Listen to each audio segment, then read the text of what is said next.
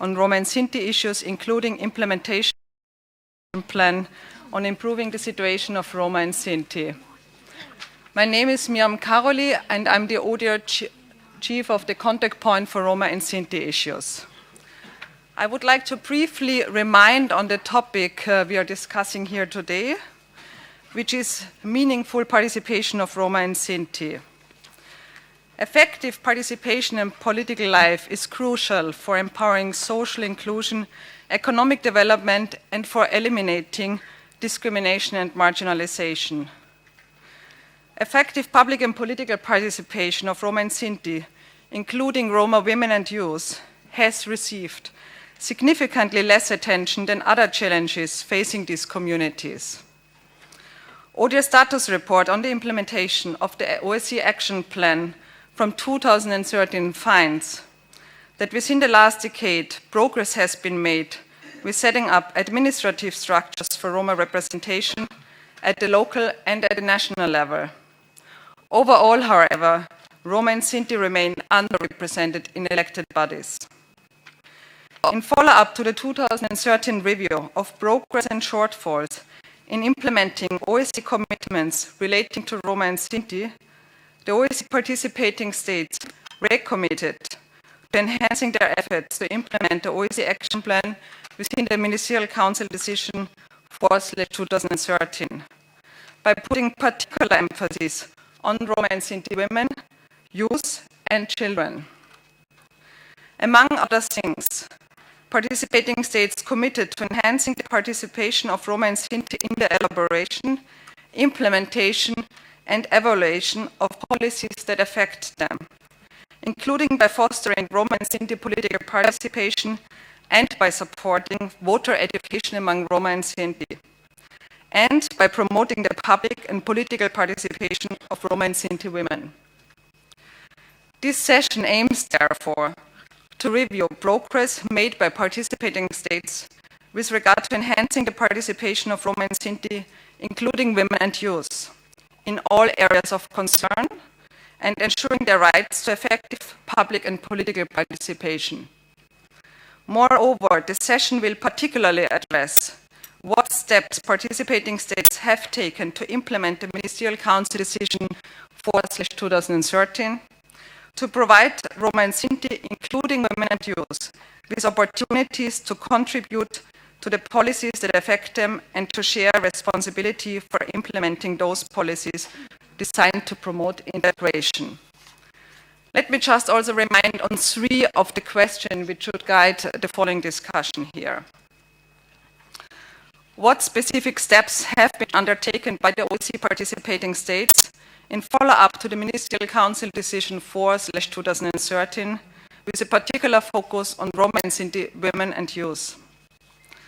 How do participating states ensure meaningful participation of Roma and Sinti, including women and youth, in decision-making, policy design, policy implementation, and evaluation on issues concerning them? And what mechanisms, affirmative actions, or other tools are in place to enhance public and political participation by Roma and Sinti, including women and youth?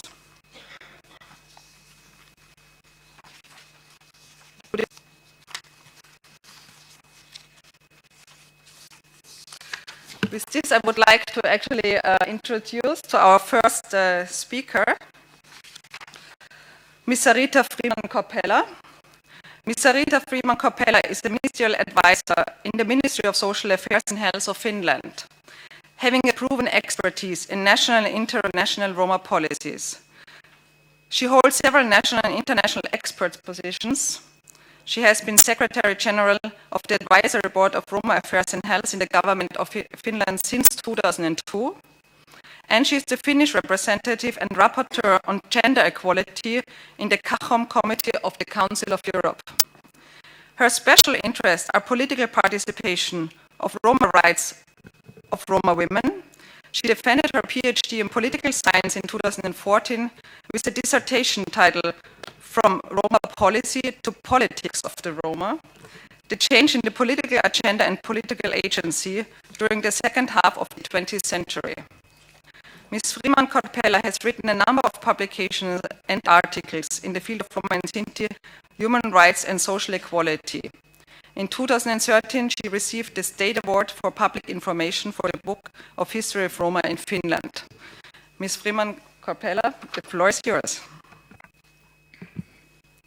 Thank you very much for the introduction. Mrs. Chair, Excellencies, ladies and gentlemen, it is my great pleasure to address this OSCE Human Dimension meeting under the Serbian chairmanship. I would like to start with a word of thanks to the Office for the Democratic Institution and Human Rights for the great effort in organizing this meeting. I would like to extend my thanks to the Contact Point for Roma and Sinti issues for its long-standing efforts on the topic I am to address you today.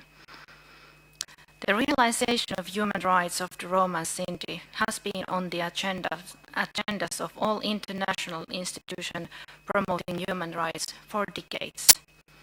The action plan on improving the situation of Roma and Sinti within OSCE area, known as OSCE Action Plan in 2003, was the first and the most comprehensive action plan on Roma and Sinti made by international institutions at that time. The implementation of the action plan has been thoroughly assessed in two different status reports in 2008 and 2013. The action plan, together with the OSCE instruments, decisions and actions, have been ahead of many other institutions in drawing attention towards the political participation of Roma and Sinti and in giving special focus on the political rights of the Roma and Sinti women. According to the Action Plan status report in 2013 and discussions in different events on the issue, we may identify the main challenges the Roma and Sinti, and especially the Roma and Sinti women face as voters and as candidates in different political environments. Whether we look at the mechanisms of mainstream political parties or different types of minority organizations, we witness the same view. There is a giant gap in the use of political rights between the Roma and Sinti minorities and majorities of the participating states. The Roma and Sinti women are even more underrepresented in the politics of the OSCE region. The mainstream parties remain reluctant to launch Roma and Sinti candidates despite of the educated and professionally adequate individuals. In the cases when mainstream parties have included Roma and Sinti candidates on their electoral lists, they are often there to demonstrate the ethnic conscience of the party rather than to express their political views or personal skills. In some participating states in the OSCE region, there are legal frameworks enabling preferential minority representation at different levels. In countries with legal framework for minority representation, the Roma and Sinti have at least few seats in elected bodies. Like countries like in Romania, Hungary, Serbia, and Bulgaria. In few countries like in Croatia and Slovakia, Roma might even hold a mayor or deputy mayor position. However, in all types of legal frameworks and electoral systems, representation of the Roma and Sinti in electoral bodies remain low and the trend is even negative. In regards of voting mobilization of Roma and Sinti, the phenomenon of direct pressure, controlled voting, vote buying, lack of voter education and illiteracy, lack of capacity to run to elected offices, lack of registration documents and other legal and administrative barriers are violations against political and civil rights as human rights. All the obstacles and barriers come down to the prevailing negative stereotypes on Roma and Sinti, which we need to address also when enhancing the political rights of the Roma and Sinti. The voter mobilization of the Roma and Sinti comes also down to the inequalities they experience in their civic, economic, and social fields of life. The barriers are not only linked to political systems, but also into internal dynamics within Roma communities, affecting especially the Roma and Sinti women. Ladies and gentlemen, political influence has become a major tool in overcoming the severe problems Roma communities face across the area. As we all agree, there have been a great number of Roma programs on the international, national, and local level within the region. In addition, during the last decade, progress has been made with setting up administrative and consultative structures for Roma participation at all levels.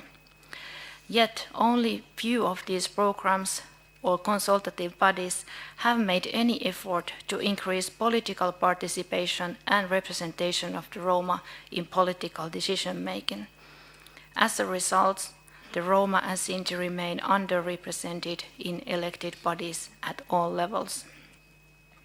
Therefore, I believe all the efforts conducted so far are incomplete and thus ineffective without the commitment of political actors and bodies in governments, parliaments, and local assemblies and councils, and without then Roma and Sinti entering to the public and political life. It is timely to take a step from the policy towards politics, from the international to the local, and from the rhetoric of discrimination and marginalizations of the Roma and Sinti to the rhetoric of contributing to societies as a whole.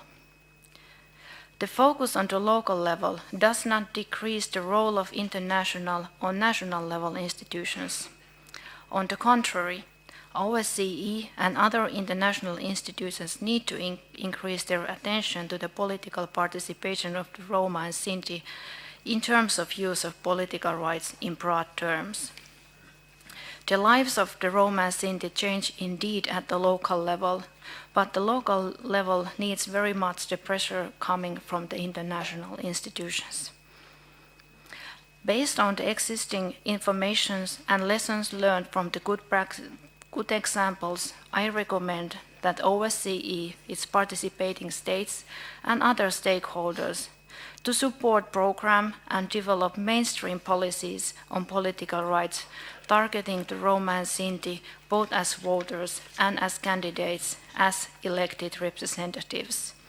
I also encourage participating states, OSCE, and other stakeholders to come up with the data collection on Roma women and Sinti, and especially Roma women and Sinti women's political participation.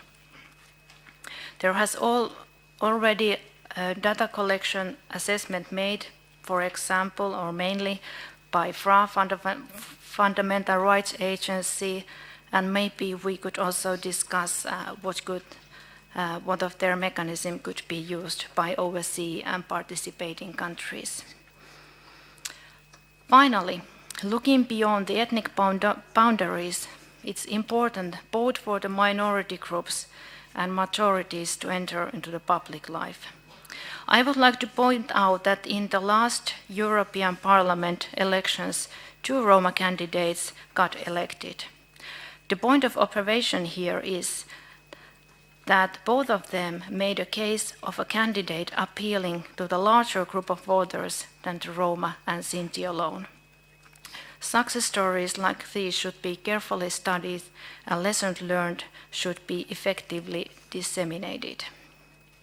I would like to conclude by thanking OSCE for choosing this important theme for this session. I look eagerly forward to today's discussions. I believe we have only touched the surface of this multidimensional issue, which just might be the tool to break the barriers standing on the way of realization of human rights of the Roma and Sinti. Thank you so much for your attention. Thank you, Sarita. And before we come to our next speaker, please let me also remind that the speaker...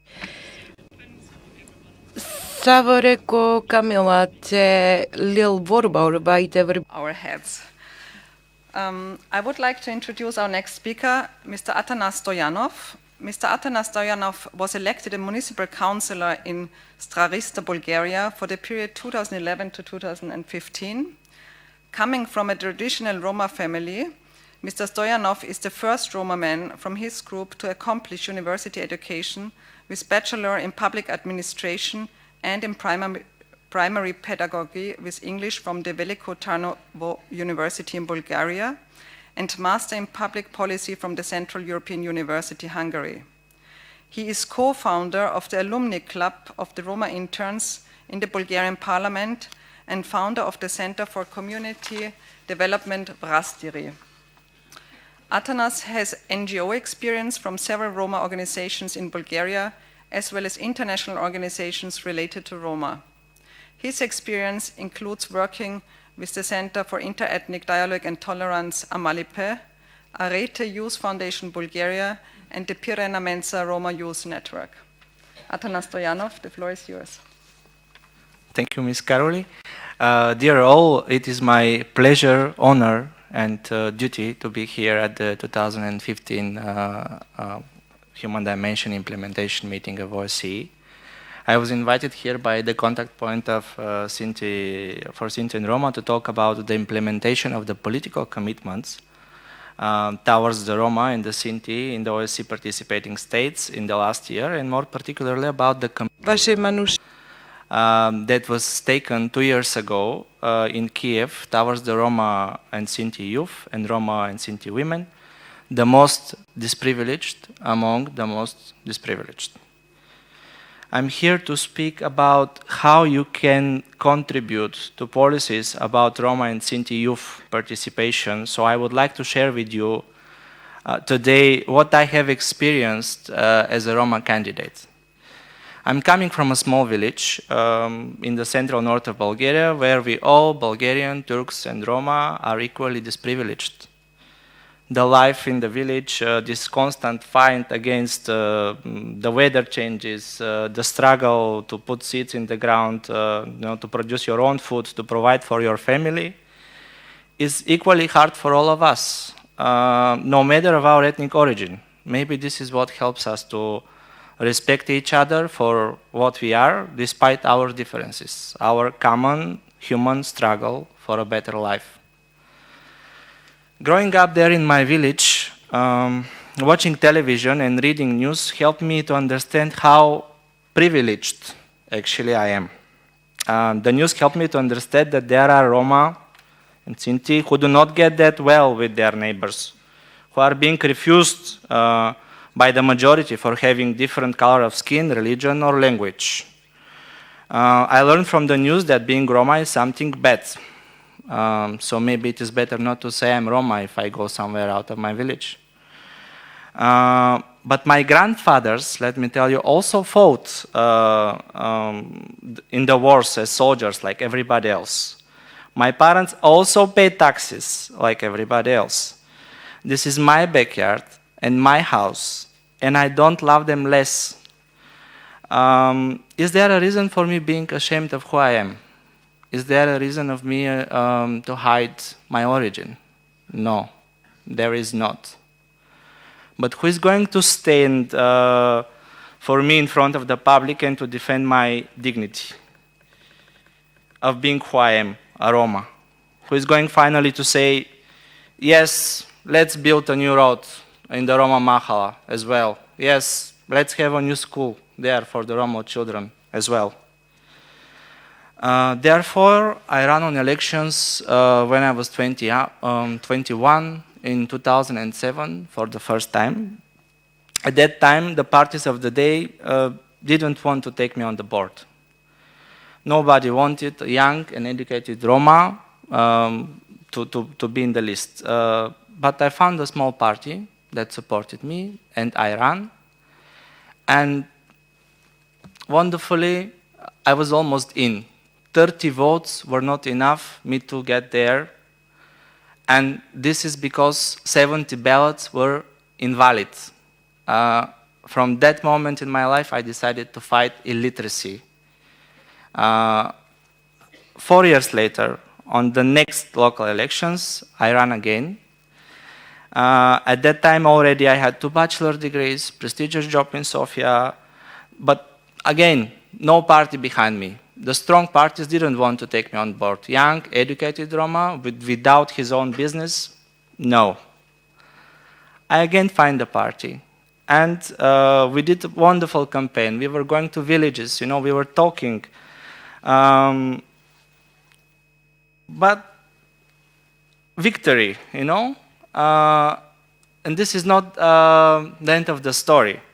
In the night when I went to tell to my colleagues that, yes, we won, yes, we are in, they wanted my resignation.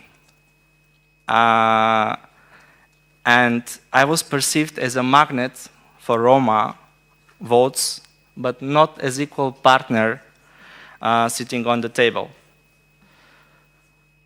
Today I'm still a counselor. Why? Because I believe that young people have to be on the decision-making table. Roma are familiar with their own issues better than anybody else, because we deserve to talk about ourselves and not somebody to talk about us as if we are an object. We are not objects. We are Roma. Roma in Romanians means human being, and we are all human beings. Research on Secretariat de Gitanos shows that 35.7% of the Roma in Europe are under the age of 15, compared to 15.7% for the general population. The average age of Roma is 25, compared to 40% across the EU. In many countries, Roma and Sinti children are our common future. Are we taking, as governments, enough care about these generations? Roma are still witnessing terrible crimes and hate speech on a daily basis. Roma across the OSCE region are still facing discrimination in all the spheres of life, segregation in education, ethnic discrimination in employment, in receiving equal treatment by the public servants, and in receiving equal positions in politics. In a number of countries, the Roma children are still segregated at school. Remaining silent against such crimes makes us criminals as well. Accepting evictions of women and children without a roof provided is unacceptable. Today, this is happening with Roma. Tomorrow, it may happen with everybody. It may happen with you. Because the violation of a human right is a violation of a human right. No matter who does it, we should be strong enough to stand against our political allies, our friends, and to say, no, you don't do that. We have principle here. We have values here, and we don't share this. We want our children to learn that we are different ethnicities and cultures, but when it comes to decide about public issues, we do it together and we respect each other. Let me tell you what the elected Roma are doing. We don't read in the news about them, about those towns and villages where Roma and non-Roma live happily together and are equally involved in politics. There is a town where only the head of the administration is Roma, and this Roma neighborhood has one of the most modern infrastructures nowadays. I know a small village where the priest, the teacher, the doctor, the mayor, all of them are Roma. Let me tell you about the Roma MEPs, Livia Roca and Victoria Mohaci. They are both from Hungary, for example. They started the talk at the European Parliament about a common uniform policy about Roma in 2008. Today, we all have 27 national Roma integration strategies, through which Roma are receiving a lot. The current Roma MEPs, Damian Dragic and Soraya Post, thanks to them, this year, the Roma Holocaust was recognized for the first time, 70 years after the deliberation of Auschwitz. OSCE participating states should recognize the great potential of the Roma youth and Sinti youth. The Council of Europe already is working on these issues, so we need to address a better international cooperation following this line. OSCE participating states should involve young Roma as equal participants in the public and the political life. Let me share with you that yesterday here we had Roma youth meeting with the participants coming from many OSCE participating states. Our recommendations towards the participating states are to provide training and education on political participation for Roma youth. Participating states to establish mechanisms to secure that Roma youth participate in the implementation and monitoring of the national Roma integration strategies and other policies. Participating states to ensure that meaningful Roma and Sinti youth participation in politics and administration is secure on all levels. The next level would be, and I really hope this will happen, to see more young Roma and Sinti on elected positions. What are you doing about that? We can say a lot now, but after elections, the elected Roma still remain few. Why is that?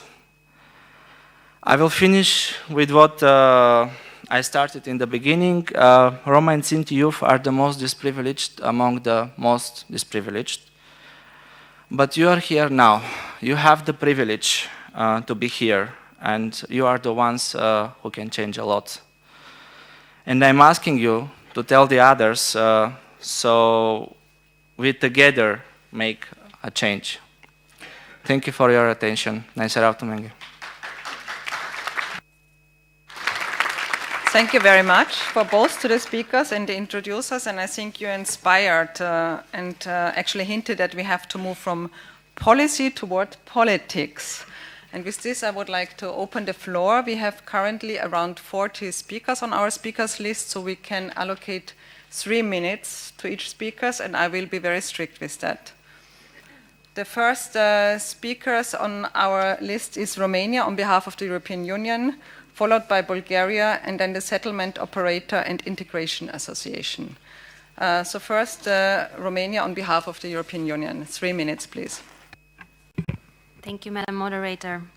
I have the honor to take the floor on behalf of the European Union.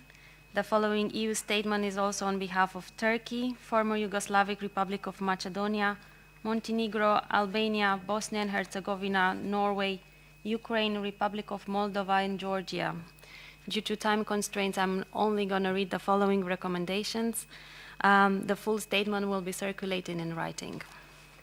So the recommendations are: increase the efforts to implement all OSCE commitments, in particular the action plan, continue to regularly review its implementation, and in this context, the participating states should respond promptly and comprehensively to all ODIHR's requests for information. Continue to ensure complementation between OSCE action plan and EU framework for national Roma integration strategies. Take effective policy measures to ensure the equal treatment and the respect of fundamental rights, including the access to education, employment, healthcare, and housing. Enhance efforts to increase enrollment for Roma and Sinti children and youth at all levels in state-provided education, and reduce school dropout rate. Enhance efforts to eliminate segregation at all levels in education. Adopt measures to avoid the children fall victims to labor exploitation and trafficking. Enhance efforts to strengthen the rights of Roma women and girls, and to eliminate discrimination on multiple grounds. Fight violence, including domestic violence against women and girls, trafficking, underage and forced marriages. Promote the effective and equal participation of Roma and Sinti women in public and political life, including through the promotion of women's access to public office, public administration, and decision-making positions. Prevent further marginalization and exclusion of Roma and Sinti, and address the rise of discrimination and violent manifestations of intolerance, including towards Roma and Sinti migrants, refugees, and IDPs who may be subject of multiple discrimination. Enhance the participation of Roma and Sinti in the elaboration and implementation, as well as evaluation of the policies that affect them. Where appropriate, promote the training and employment of qualified mediators dedicated to Roma, and use mediation as one of the measures to tackle inequalities. Enhance implementation of OSCE commitments by local authorities. enhance data collection in all fields, as far as this is in compliance with the legal framework and overall policy of a member state. Include, where appropriate, a monitoring and assessment component in strategies, policies, measures, and programs related to Roma and Sinti, as well as review mechanisms taking into account the respective results of monitoring and assessment, as far this is necessary by taking into account any existing monitoring mechanism.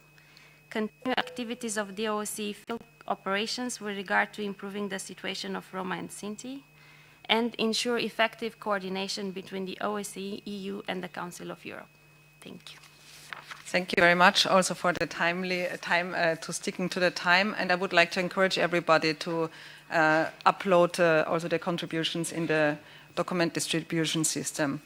The next speaker is Bulgaria, followed by the Settlement Operator and Integration Association, and will be followed then by the delegation of the United States of America to the OSCE. Bulgaria, the floor is yours.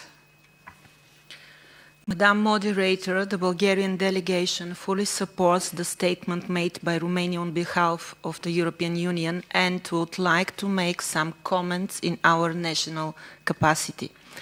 The Bulgarian delegation welcomes the opportunity to discuss today the meaningful participation of Roma and Sinti in all policies that affect them, as well as other important issues related to the efforts of the participating states to implement their commitments to improve the situation of Roma population in the OSCE area and to ensure its wider social inclusion.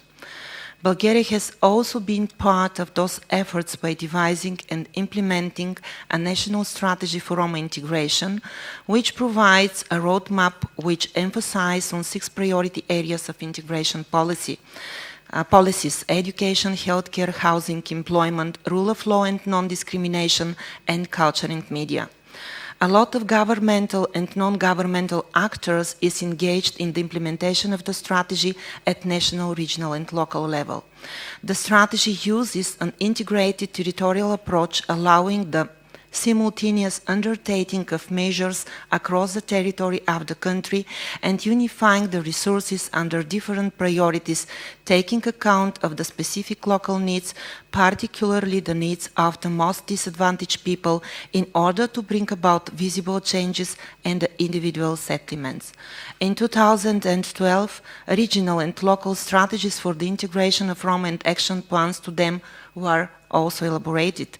Currently, there are 28 regional strategies and 220 municipal action plans in place, developed on the basis of analysis of the needs and specifics of local communities. Bulgaria is part of the Fundamental Rights Agency Working Party group that developed an indicator system for assessment of national Roma integration strategies on European level. Based on this indicator model, Bulgaria is the first country that has developed its own system for monitoring and control of national Roma integration strategy. The involvement of Roma representatives in the process has been essential for ensuring that Roma themselves have a say in policies and programs concerning them. In Bulgaria, we have a special body functioning with the Council of Ministers, which coordinates the government's policies in this area. The National Council for Cooperation on Ethnic and Integration Issues is a coordinating and consultative body assisting the government in formulating the policy on the integration of minority groups, ethnic and minority issues, and encourages the cooperation between the state bodies and the NGOs. There has been certain progress, but challenges remain. Hardly an overall success story could be reported in any country addressing the Roma inclusion, as the search for situation is a long-term process. At the same time, we would like to note that the situation of Roma is not an issue that could be solved in the framework of bilateral or even inter-European relations. It's a matter of enhancing social inclusion and the fair distribution of the burden of responsibilities. Thank you very much. Thank you. And I would like to announce the next speaker is the Settlement Operator and Integration Association, followed by the US delegation to the OSCE. Thank you very much. Excellencies, ladies and gentlemen, I should not be a second-hand citizen. It shouldn't matter that I'm Roma. I should have the same rights and obligations as any other Europeans. As a Hungarian Roma, none of this works. As a Hungarian Roma, you learn really fast that neither rights nor obligations, responsibilities are equal. That respects the hollow word used in an unfair and meaningless manner by politicians. You probably have heard a lot about anti-Gypsyism in Hungary. The refugee crisis made even more strident the extremism that is now the mainstream politics in my country. You must have heard about the killings of Roma, about the systematic racism, about segregation, about the slums, and abuses against us. But it is unlikely you have heard much about political representation. Political representation of Roma in Hungary, it's a joke. Political representation should be about equal access to power, resources, and decisions, not about ethnicity and skin color. We, Roma, are de facto not represented in Hungary. A new law were passed in 2011 by the parliament that has a specific section regulating about minority politics in Hungary. The law introduces new ideas that haven't been used before. And according to the law, the national Roma self-government has an extraordinary right to launch a nationality list at elections. The problem with this setup is the following. The national Roma self-government basically is practically the ruling party. So the previous president of the national Roma self-government was an MP of the ruling party. So in this case, there is a conflict between the interest of the ruling party and the interest of Roma people. I'm questioning whether the national Roma self-government will represent the interest of Roma people or the ruling party. Party or Roma people's interest would be represented. This is the question. Moreover, you have to register in the nationality registry in order to be able to vote on the nationality list. As a consequence, if you are registered, you have no right to vote on the mainstream party list. This is political exclusion. The electoral regulations in Hungary results in political dependency and exclusion from the mainstream politics. Dear representatives, I would like to make some recommendations regarding this problem. My first recommendation would be that other Roma organizations should have the right to appoint candidates on the nationality list. By this, not only government-related people would have a chance to represent Roma people. Alternatively, I would propose to introduce the quota system. We urgently need Roma political representation. This is the nexus of the change. I'm Roland Ferkovic, and I'm tired to be a second-hand Hungarian citizen. Thank you very much. Thank you very much. And I would like to ask everybody to start with recommendation to make sure that we can listen to the recommendation, and if the statement is longer, to upload in the documents distribution system. The next speaker on our list is the US delegation to the OSCE, which will be followed by the Chance for Children Foundation and the organization Romske Organizacija Mladi Roma Youth Organization. The floor is yours. Thank you, Madam Moderator. While the expulsion of Roma explicitly based on ethnic identity may be a thing of the past, forced evictions of Roma without adequate consultation or due process continue, as well as refusals to provide appropriate alternative housing. Roma have been displaced by conflicts from the Balkans to Ukraine. In recent years, intense floods ravaging wide swaths of Europe destroyed many historic Romani communities. Others have been forced to move by pogroms, acts of brutal violence, property privatizations, gentrification, or other urban development. Two observations are clear: the disproportionate number of Roma who are displaced from their homes, and an inadequate response to tackle this problem. As the most recent ODIHR report on the implementation of the OSCE Action Plan for Roma and Sinti observed, quote, evictions typically lead to even worse living conditions, as moving to other locations may place Roma even further away from utilities and services or in housing of even lower quality. Roma forced out of their homes in Romania may turn up in a makeshift camp outside Paris, only to be displaced again. The children of Roma displaced by the Balkan Wars may be stateless adults today in Italy. Roma displaced from Kosovo may find themselves moved yet again in Serbia. The cycle of displacement magnifies the most profound forms of marginalization. Forced evictions are often accompanied by racist discourse that fuels bigotry and even violent acts against Roma. In July this year, we expressed concern about anti-Roma rhetoric and violent protests in Bulgaria that sought the evictions of Romani communities. Various political forces have fanned the flames of anti-Roma prejudice. We thank Bulgaria for their statement today. We continue to closely monitor EU infringement proceedings against Slovakia for the continued segregation of Romani children in Slovak schools. And we urge the Slovak government to finally develop a long-term, viable plan to begin the desegregation of Slovak schools. In Hungary, the highest court reversed a ruling in support of a case filed by an NGO opposed to unlawful segregation of Roma students at a religious school. But as the lower court decision recognized, schools that are de facto Roma only violate the principle of equal treatment under the law. In closing, we commend ODIHR Director Link for speaking up on displacement and other issues relating to the human rights of Roma.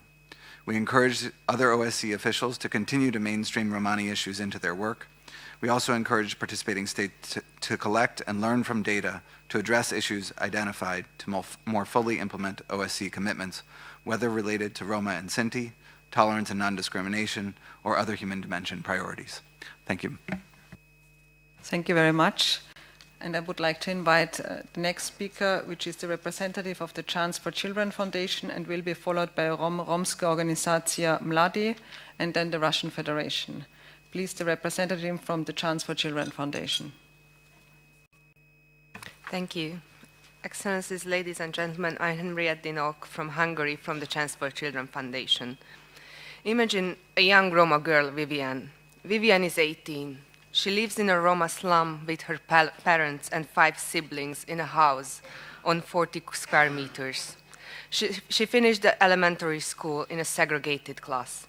Vivian and her siblings have never had a separate bedroom or a desk or a little chair or a lamp. She has never had homework because Roma children in segregated schools do not get homework. She has dreamed about becoming police officer or nursery school teacher, but she has never become. She dropped out from a vocational school after 6 months. She's unemployed now. Vivian is one of the many Roma children who were educated separately in the elementary school. But the segregation never ends up with the end of the school. It seems that Vivian and thousands of Roma students, children, will never be able to catch up.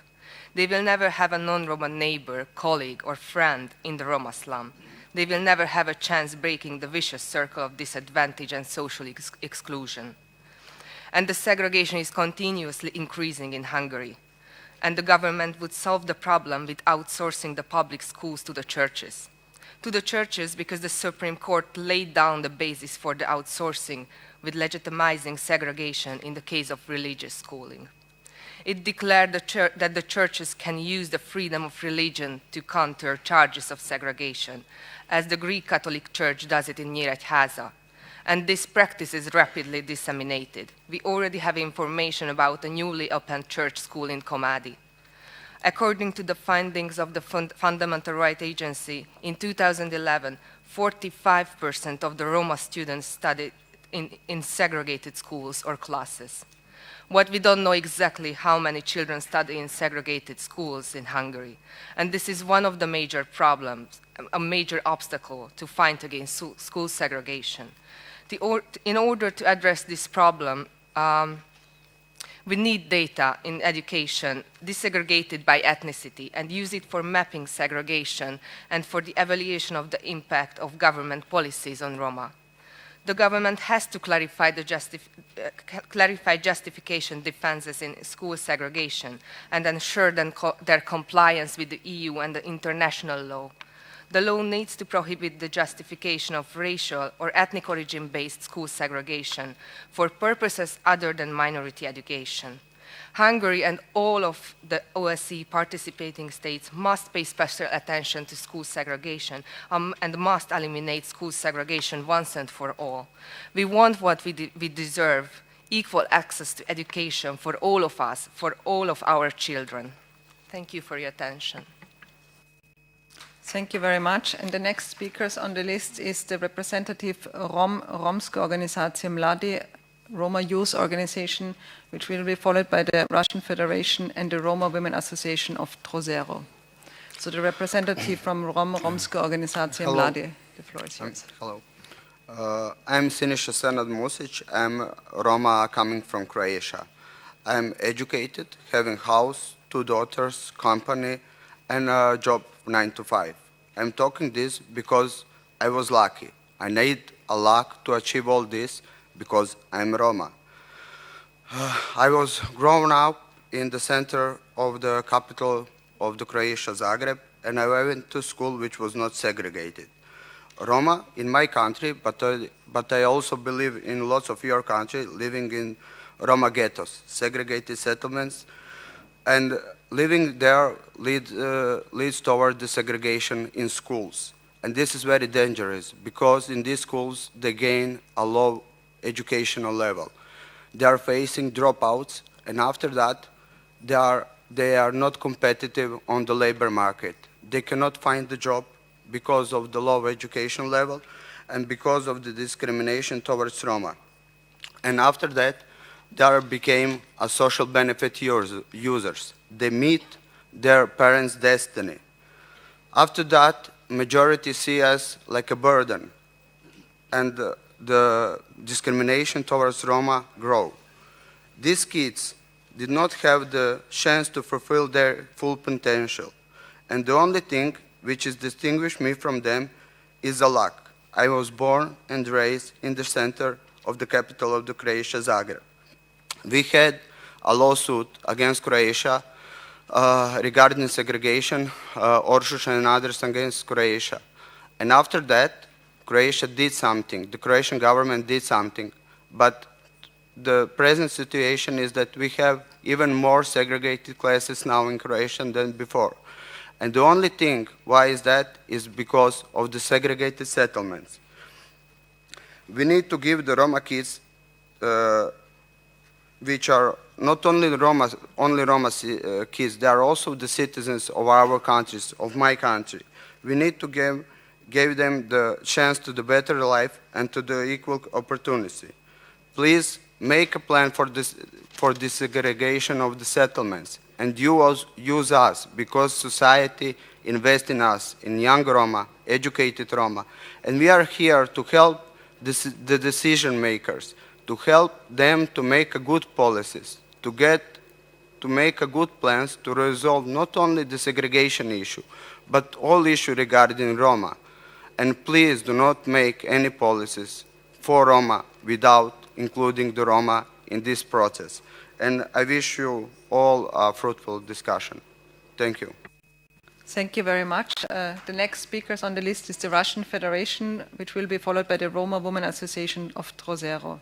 The Russian Federation, the floor is yours. Distinguished colleagues, the situation of Roma in the OSCE region remains a cause of legitimate concern. The situation with gypsies is a litmus test which has revealed serious problems related to the overall situation of minorities in Europe and gypsies in particular. One of these problems is the lack of commitment of states to the standards and principles on the protection of ethnic minorities, as well as the selective nature of minority policies. Just let's remember that in Latvia and Estonia there are hundreds of thousands of so-called non-citizens whose political, social and economic rights are limited. But apparently the OSCE has grown used to this situation and does not feel the need to urge those states to remedy the situation regarding minorities. Another problem is the weak integration strategies for gypsies, both at the domestic level and across Europe. Despite sizable financial, human and other resources, there has been no meaningful change in the situation of gypsies. In the main countries in which they live, Romania, the Czech Republic, Slovakia, Slovenia and Bulgaria, there is still discrimination against gypsies, especially in the socio-economic sphere. They are socially disenfranchised and excluded from taking part in the social and political lives of these states.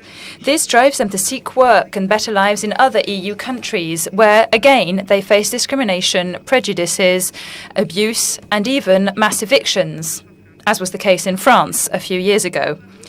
In June, the European Union Commission published a report on the integration of gypsies. The report says that despite some headway made, discrimination against gypsies in European societies remains.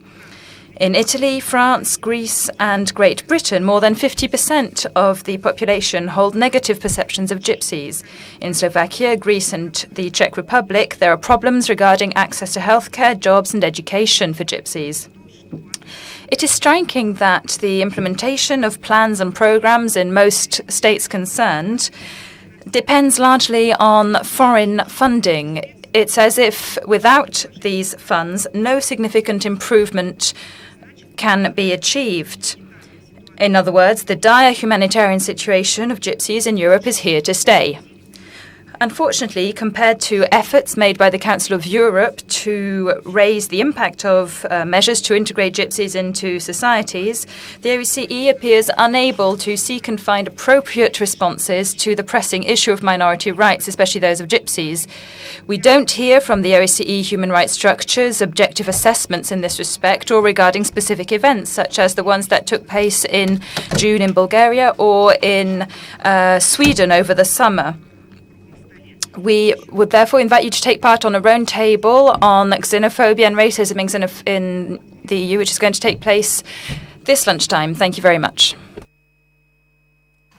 Thank you very much. And the next speakers on the list is the Roma Women's Association of Trocero, followed by Turkey and Slovo 21. So I would kindly ask the representative of the Roma Women Association of Trocero, Elpidia Hope.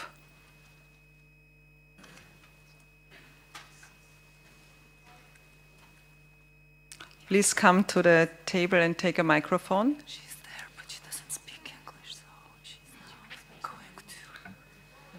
So I understand the representative will speak in Romani language.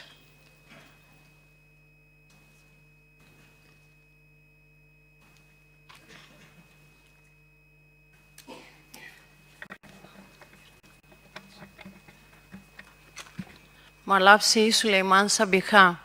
Somandari Grecia, Romengi Bari, Brezeden. Avav Katarithaki Katarodroseroxan. From Greece.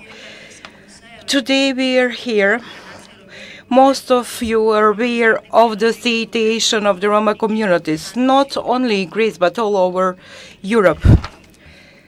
You most probably know and hear that attempts of some Roma to reach Central and Northern European states to work or to claim refugee status. Therefore, you are also aware of them has been sent as refugee. She has to go at school. Roma women, she has to go at school, and when she is going at school, someone points a finger on her and saying her, hey, there is no place for Roma. There is no freedom for Roma women to say this Roma woman, she is 13 years old, she has children, she doesn't have employment. Here, all of us here, I would like to ask what kind of situation, how you are going to improve Roma women's situation. Those who are Roma women face many problems. Almost 10 years we have dialogue concerning Roma issues. Still remain lack of education, health, everything. All of us, we put in place money, but there is no improvement, infrastructure, education. We want to be equal citizens. This is Europe. Greece is part of Europe. Spain is part of Europe. I would like from OSCE participation country to give some kind of recommendation, conclusion to improve Roma situation. Roma are going according to the wind. Where the wind is going, the wind just follow the same one. We want equal citizens to have equal political participation, equal rights as for our children. Today here, I would like to answer my questions. We as Roma representative, we ask from the Greek government to to create one working group, a place in the government to work in the framework. To this month, we are going to create a policy. I don't speak English, so we Roma here, we want to send plan. We want all of Roma to support each other to come out from here with concrete proposals. Thank you very much for your attention.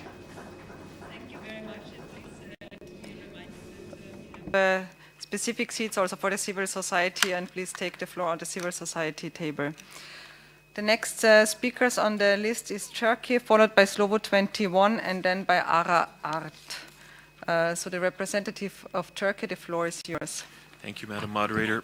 We have aligned with the statement made by the European Union. We would nevertheless also like to make some comments in our national capacity to briefly inform the participants of the steps taken in Turkey to improve the situation of our Roma community. 6 years ago, the Turkish government launched a specific outreach process towards our Roma community. Within this framework, we have eliminated all discriminatory or otherwise incorrect references to Roma in our legislation, and we have been continuing to successfully implement policies aimed at tackling various challenges related to Roma education, employment, housing, social policy, and health. We are currently finalizing our national strategy and action plan for Roma citizens. We have also been taking measures to promote the Roma language and the rich Roma culture in Turkey. In this connection, a research institute on Roma language and culture was established last year at Trakya University. Moreover, our entire Roma outreach process has been carried out in a participatory manner, making certain that the Roma themselves have a say in policies and programs concerning them. This has led to a much improved sense of self-respect and belonging on the part of the Roma community, and a marked rise in the number of Roma NGOs. Finally, we take pride in the fact that a Turkish citizen of Roma origin was selected to the parliament for the first time in the general elections held this June. In closing, I'd like to emphasize that Turkey will continue to implement its OSCE commitments with a view to more effectively combating discrimination against Roma and improving their situation in all spheres of social life. Thank you. Thank you very much, and I would like to invite the next speakers on our list, Slovo 21, followed by Ara Art, and then the Utrecht University European Research Center on Migration and Ethnic Relations. Slovo 21, the floor is yours. Good morning, ladies and gentlemen. My name is Lucie Fuková.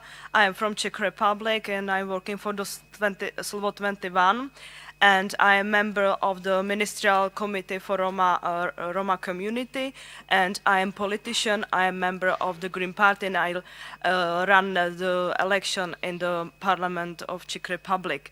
So my statement with the recommendation is, in the framework of the action plan on improving the situation of Roma and Sinti within OSCE area is to define the participation of Roma in public and political life is meaningful, especially for Romani women. It is important to underline that the Romani woman issue has to be on the agenda and put it into context with other topics. Romani women are the key actors of Romani in Romania and a social movement. Romani woman is person who is mainly in contact with the whole family and public institution in interaction about with the other areas. Slovo 21 and Manushe women's group did research with more than 600 Romani women in the 2014 in Czech Republic. The results were that most of Romani women declared that education for their children is important, and they wanted to change. Level of education of Romani women was that 24% of secondary school without graduation, 11% of secondary school with graduation, and 3% of university education. And 31 Romani women are employed. Roma women must be in the key position and enter the politics. Women are interested and need a chance and challenge. Roma Women's Group Manushe operates under the motto of education, self-esteem and empowerment, which leads to activism and taking responsibility and power in Roma integration. My recommendations are: invite Romani women to one table and discuss with them. Take and invite Romani women as a member of your national delegates. I have to say that I am member of the ministerial committee in Czech Republic for Roma issue. I am invited by OSCE, but not by the government, so it is a big mistake. Support the political trainings for Romani women and to empower and support of Roma women for the full participation in both society and politics. Join the Romani women to the country observing in the election. Thank you. Thank you very much also for the very constructive recommendations. The next speaker is the representative from Araat, followed by the Utrecht University European Research, and then Amaro Drom. Please, the representative from Araat. Ladies and gentlemen, my name is David Tischer. I am from Czech Republic and I am director of Association Araat. I will sharing my time with my colleague. So, I would like to highlight that LGBTIQ Roma, Gypsy, Sinti and travelers across Europe face multiple marginalization and discrimination. At the intersection of ethnicity, gender, sexual orientation and or gender identity, an issue that has not been recognized and or addressed yet by the international human Roma LGBTIQ rights community. We recommend to sharing information and expertise on the situation of LGBTIQ Roma, Gypsy, Sinti and travelers across Europe as part of the envisaged international cooperation that will aim to further provide the responsible authorities and other relevant stakeholders at local, regional, national and international level, such as the Council of Europe, the European Commission, the European Parliament LGBT group, and as you, national delegates, and other members of the Organization of Security and Cooperation in Europe. For more information, I will send to all national delegates our Prague Declaration from the first International Roma LGBTIQ conference. Thank you. Ladies and gentlemen, my name is Miro Bartoš. I am from Czech Republic and I represent Araat NGO. I would like to underline that in Czech Republic exists municipal decree called Zero Tolerance. The decree says where you can sit or not, but most of the places where you can't sit is situated in streets where live mostly Roma. This is the practice of the Duchcov city, but other cities implemented this practice too. In Czech Republic, zero tolerance is silently supported by society. My recommendation is observing this practice in members countries, OSCE. It's a big problem, it's dangerous for us. Thank you very much. Amen Bachtale. Thank you very much. The next speakers on the list is from the Utrecht University European Research Center on Migration and Ethnic Relations, which will be followed by Amaro Drom e.V. and then the independent Roma activist. So please, the Utrecht University European Research Center. Ladies and gentlemen, my name is Ermira Kamberi and I am a Roma researcher from Macedonia, currently residing in the Netherlands. I would like to use this opportunity to talk about a few issues that are currently taking place in Macedonia. One is the recent report by the World Bank for the Western Balkans regarding the steady outflow of close to 500,000 people who have immigrated from Macedonia in the period from 1990s to 2010, from all ethnic groups, including Roma and including myself. To quote the World Bank report, the majority of these migrants are young, of working age, and generally with higher educational attainment than the respective age group in the home countries. I'm curious to know if the government is concerned with the fact that a powerhouse of skills and capacities continues to leave the country, and if the answer is yes, do they plan to provide a solution for this and attract these migrants back to the country to use their skills and capacities without coercing them into becoming party supporters, party members as a way to a job, Roma and non-Roma alike.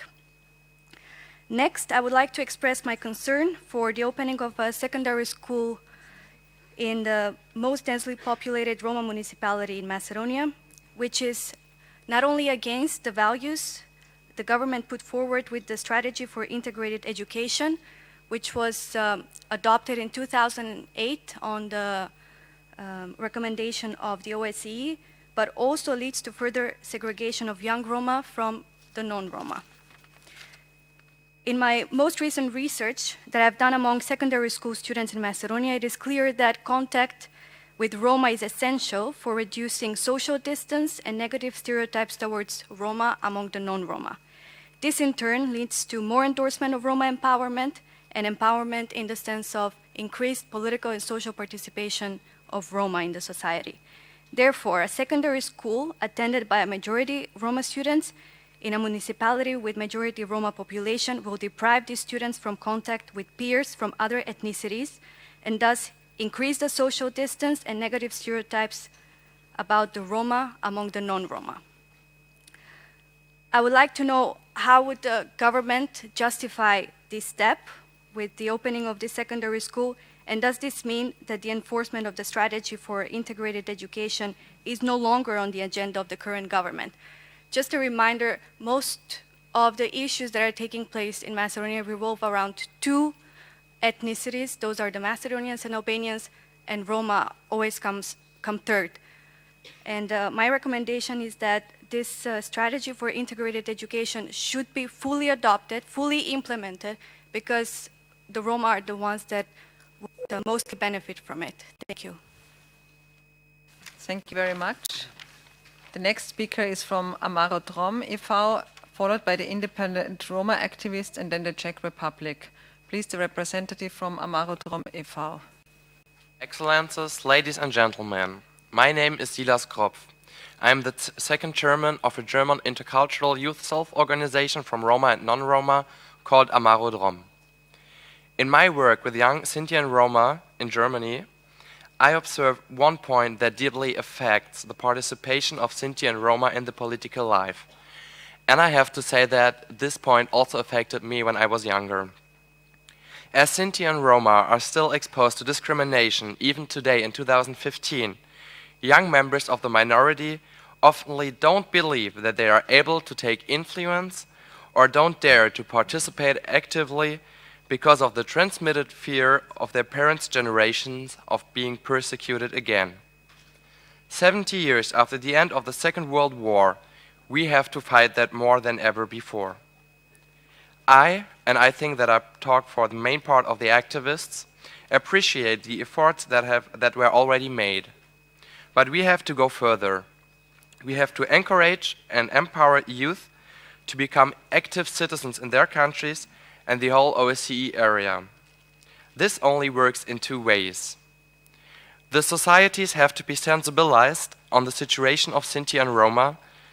There has to be education on the Holocaust, and stereotypes must be fighten.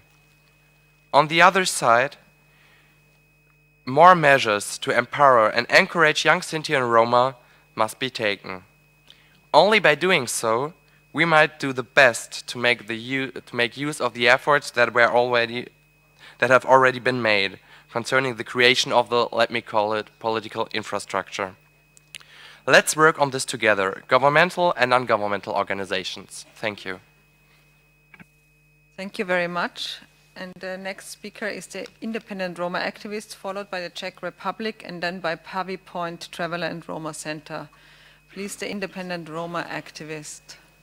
Thank you very much for the opportunity to speak. My name is Edita Rigová. I'm a Roma activist from Slovakia.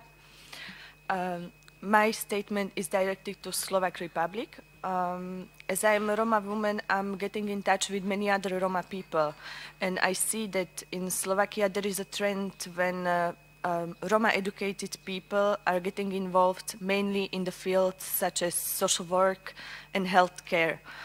I'm aware that this depends on the choices made by people, but also I believe that it is influenced by opportunities created and served by the government. I truly appreciate that those people, Roma educated people, occupy those positions because they are very important for development of our communities. However, I see that there is a need for mainstreaming Roma and applying for different or in different fields. Therefore, the Slovak government should create such environment in which Roma can apply in different fields and also encourage them to get engaged in political sphere as well. On the other hand, I think that Slovak government should take into consideration existing documents that are focused on youth and incorporate them into into Roma national strategy.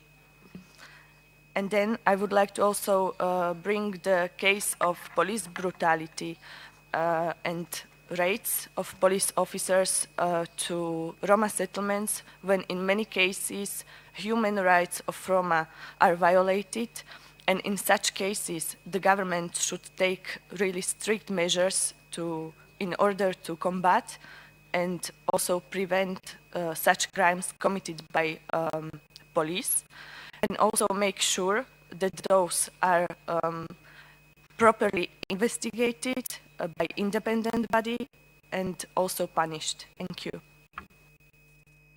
Thank you very much. And I would like to give the floor to the Czech Republic, followed by Pivy Point, and then the Serbian Roma Youth Association. The Czech Republic, the floor is yours. Madam Moderator, Excellencies, ladies and gentlemen, at first let me state that the Czech Republic fully aligns herself with the EU statement. I would like to make some remarks in my national capacity and inform you about recent developments and efforts made by the Czech government in order to improve the situation of Roma minority. According to last expert estimates, there are about 241,000 of Roma living in the Czech Republic, thus 2.4% of Czech population. In February 2015, the Czech government finally adopted the strategy of Roma integration up to the year 2020, which was developed within the EU framework for national Roma integration strategies. It focuses on 4 key areas: education, employment, healthcare and housing, as well as other areas such as anti-discriminatory measures, international cooperation with regard to Roma integration and security issues. The most important change in the area of education was adoption of an amendment of the Education Act in April 2015. The amendment introduces specific measures in line with the government strategy to promote inclusive education and equal access to education for all children. It focuses on individual support to disadvantaged children and strengthens the institutional capacity of the Czech school inspection with regard to the procedures of placement of children into schools. Currently, another amendment to the Act is being prepared, according to which the last year of preschool education should be compulsory for all children. As we reported last year, Czech government launched a campaign against racism and hate violence. The main objective of the campaign is to decrease tension in the society and radicalization of young people by actively refuting misinformation and myths, to strengthen the capacity of schools, police, representatives of municipalities, etc., to predict violence, prevent it, and efficiently manage it, and to strengthen the capacity of the media to use communication as a means to decreasing tension and defending integration measures. In comparison to previous years, the number of anti-Roma demonstrations decreased significantly, their size and attendance being insignificant. In this regard, we highly value the cooperation with ODIHR Contact Point for Roma and Sinti issues in organizing trainings for the Czech police on human rights and security-related matters in March this year. Ladies and gentlemen, let me conclude that Roma integration remains one of the priorities of the Czech government. Thank you for your attention. Thank you very much. The next speaker is Pavy Point Traveller and Roma Center, followed by the Serbian Roma Youth Association and then by Hungary. Please, the representative from Pavy Point Traveller and Roma Center. Patrick Riley, Pave Point. Dear Ms Moderator, Pave Point is a national NGO working for traveller and Roma rights in Ireland. We welcome this opportunity to address the working session. Firstly, despite recommendation by numerous UN treaty monitoring bodies, the Irish state continues not to recognise Irish travellers a minority ethnic group. Secondly, the lack of data disaggregated by ethnicity prevents assessing the human rights situation of Roma and travellers. Pave Point has welcomed the introduction of an ethnic identifier at primary level education. However, only traveller students are required to identify their ethnicity. This is in direct contravention of the human rights principles. Thirdly, the recent economic crisis prompted disproportionate cuts to programmes impacting travellers, including traveller education by 86.6%. The cuts have had a disproportionate impact on travellers and Roma and severely compromised the ability of representative organisations to contribute to the implementation of the OSCE's Roma Action Plan's provisions. Ireland's current national Roma integration strategy has been criticised by the European Commission to fail on numerous grounds. We recommend the Irish state to recognise travellers as a minority ethnic group as a matter of urgency, introduce an ethnic identifier across all administrative systems in line with human rights framework, base all budgetary decisions on human rights impact assessment, ensure funding is reinstated and increased for traveller and Roma organisations, develop a progressive traveller Roma inclusion strategy and integrate strong goals to promote the inclusion of women and youth, introduce an independent institutional mechanism to monitor the implementation of the strategy, undertake impact assessment of the habitual residence condition, introduce an exemption in the HRC for women affected by gender-based violence, and ensure consistent and transparent application of the HRC criteria. Resource community development initiatives to combat gender inequality, gender-based violence and early marriage. Renew a new national action plan against racism. We recommend the OSCE ODIHR to apply pressure on the Irish state to give legal recognition to travellers as a minority ethnic group and explicitly name travellers as a target group in all OSCE Roma-related actions. Support participating states in institution human rights impact assessments and policy-making processes. Support the EU institutions to maximise the potential of the EU framework for national Roma integration strategies. Thank you. Thank you very much. The next speaker is from the Serbian Roma Youth Association, followed by Hungary and then Ukraine. So please, the representative from the Serbian Roma Youth Association. Good afternoon, ladies and gentlemen. My name is Marija Mitrovic, and I will represent Roma youth from Serbia today. In Serbia, the great interest for Roma community is and their problems is during the elections. A lot of leaders from political party came in settlement giving a lot of promises. But when elections end, nobody come in Roma settlements. There is no any influence of young Roma on the questions and issues that affect them and for their solution.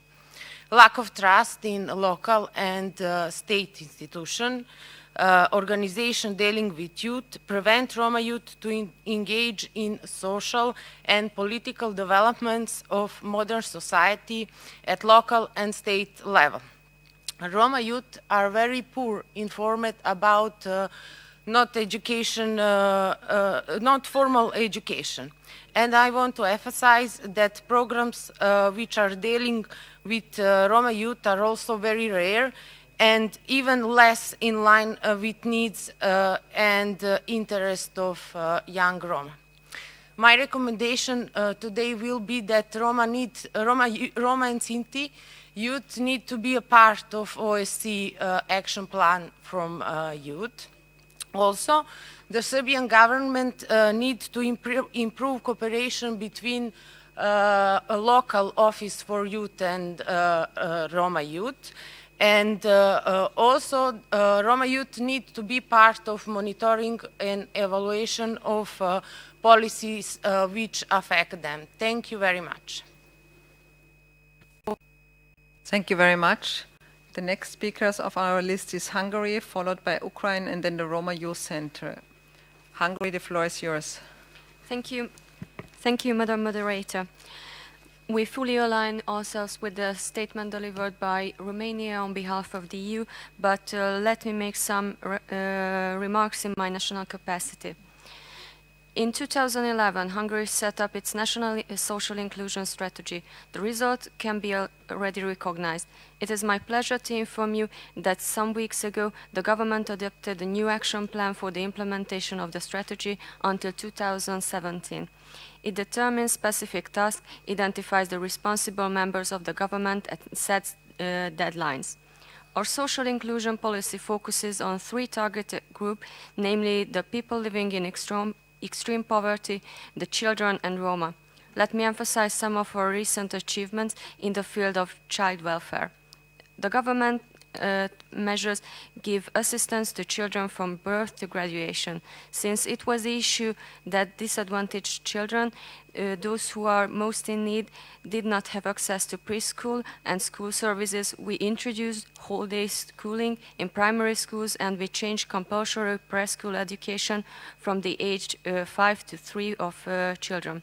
We extended largely the children meal system, and it is unacceptable even if one child lives in hunger. Besides, in order to reduce school dropout, we run several scholarship programs such as On the Road program, after-school type programs, second chance type programs, and Sure Start programs. At the same time, the network of Christian Roma special colleges gives assistance to Roma students studying in higher education. Regarding the people living in extreme poverty, I would like to strengthen that the government is fully committed to extend the labor market opportunities of the most disadvantaged people using different tools of labor market programs. The underprivileged situation of Roma population is the result of a number of closely related social and economic problems. We believe that the comprehensive problem management is the only solution, and complex programs simultaneously concentrating on the number of problem areas are able to lead to satisfactory results. In addition, the continuous cooperation of stakeholders, including policymakers working in different sectors, as well as NGOs and churches, is inevitable, is getting results. The Hungarian government is committed to the social inclusion of Roma. We hope that all the mentioned measures will further contribute to the improvement of the situation of Roma. Finally, let me thank the excellent work of the ODIHR in this field, and especially the Roma and Sinti contact point. Thank you very much. Thank you very much. The next speakers on the list is Ukraine, followed by the Roma Youth Center and the independent Roma rights activist. Ukraine, the floor is yours. Thanks, Madam Moderator. Ukraine has allied itself with the statement made by the European Union, and also would like to make additional remarks in our national capacity.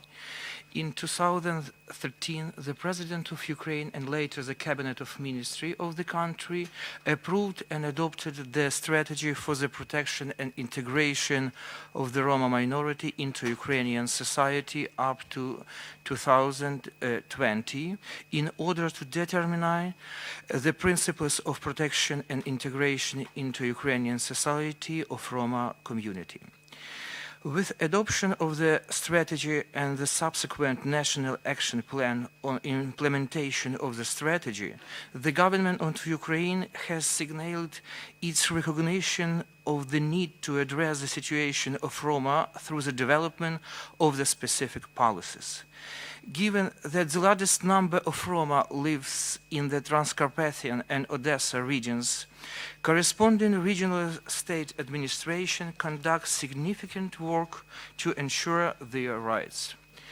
However, the majority of practical problems related to the Roma community have direct connection to different ministries, like the Ministry of Education, Internal Relations, Social Policy, Immigration Service, Healthcare, and so on, the Ministry of Culture, especially the Department for Religious Affairs and Nationalities, is a responsible body for general state policy, collecting different data, monitoring the situation, and preparing annual statements about realization of the National Action Plan.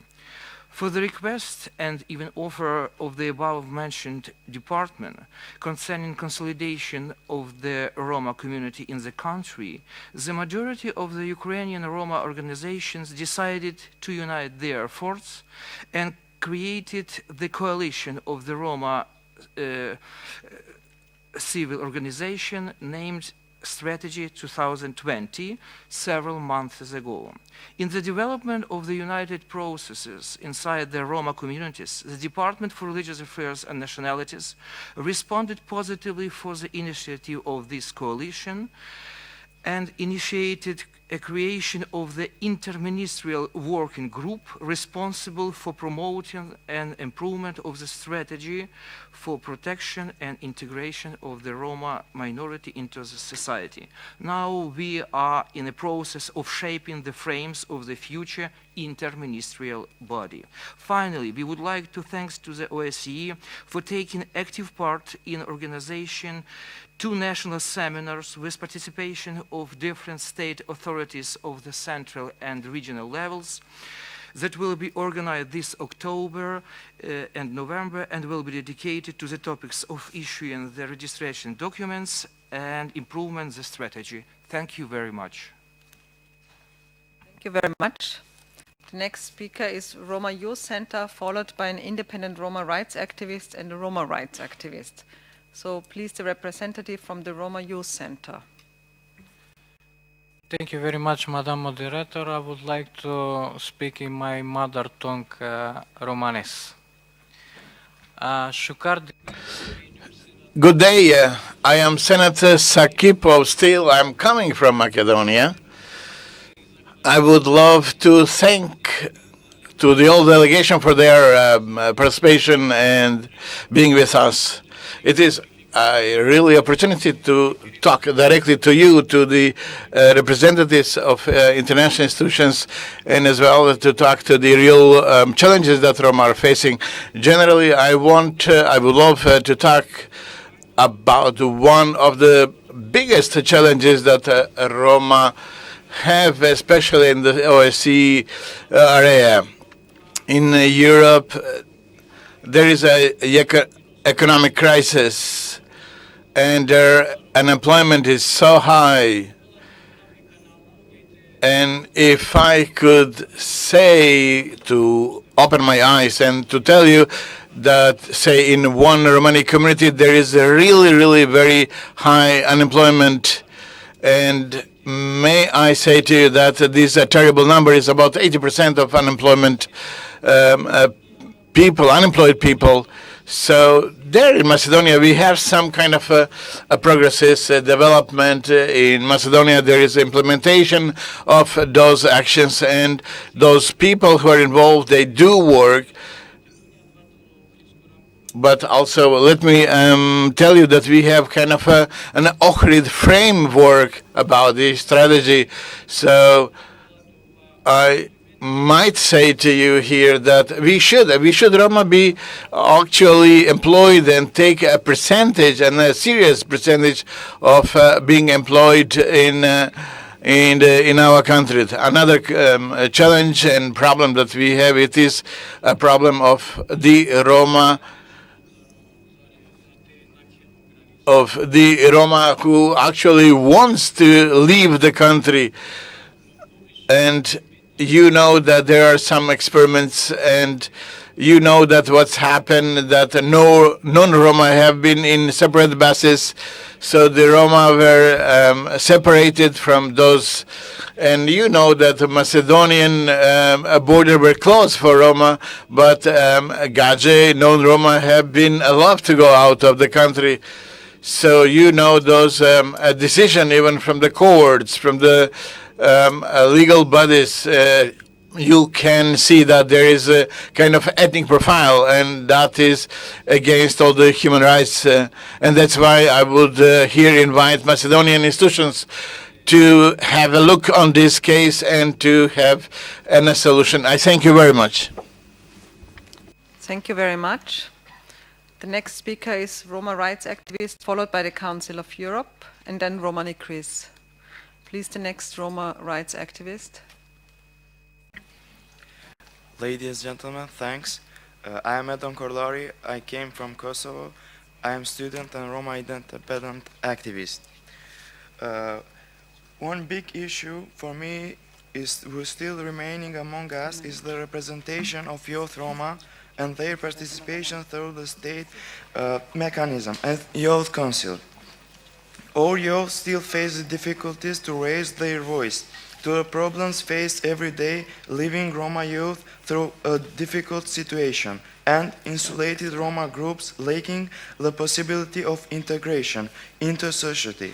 Also constitutes a lack of representation because there is no proper representation, of which will address the issue of the young and needs through respective institutions. Also, Roma youth who have completed university to start perform proper practice through state institution to be able to work professionally, so that the Roma community to be equal to majority communities and raise the possibility of increasing the young peoples. We have also the Young Council, which are obligated to create from every municipality, and it becomes representation of youth. But there is no one from Roma represent youth. And if the number will be rise among Roma community, addressing issue will be possible and easier, as well as increased cooperation between Roma community also would increase collaboration of youngs and leaving aside barriers that have young Roma being integrated into society, as well in opening new opportunities in the future. We have two action plans in your department that was made progress, but challenge always remaining, and the youth Roma suffered all the time.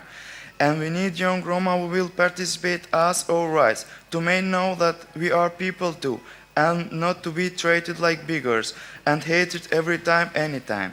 We need more participate to encourage the young people to continue to work with the young Roma issue, to stop being subject of stigma people.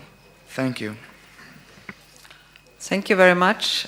The next speaker is also a Roma rights activist, followed by the Council of Europe, and then Romani Chris.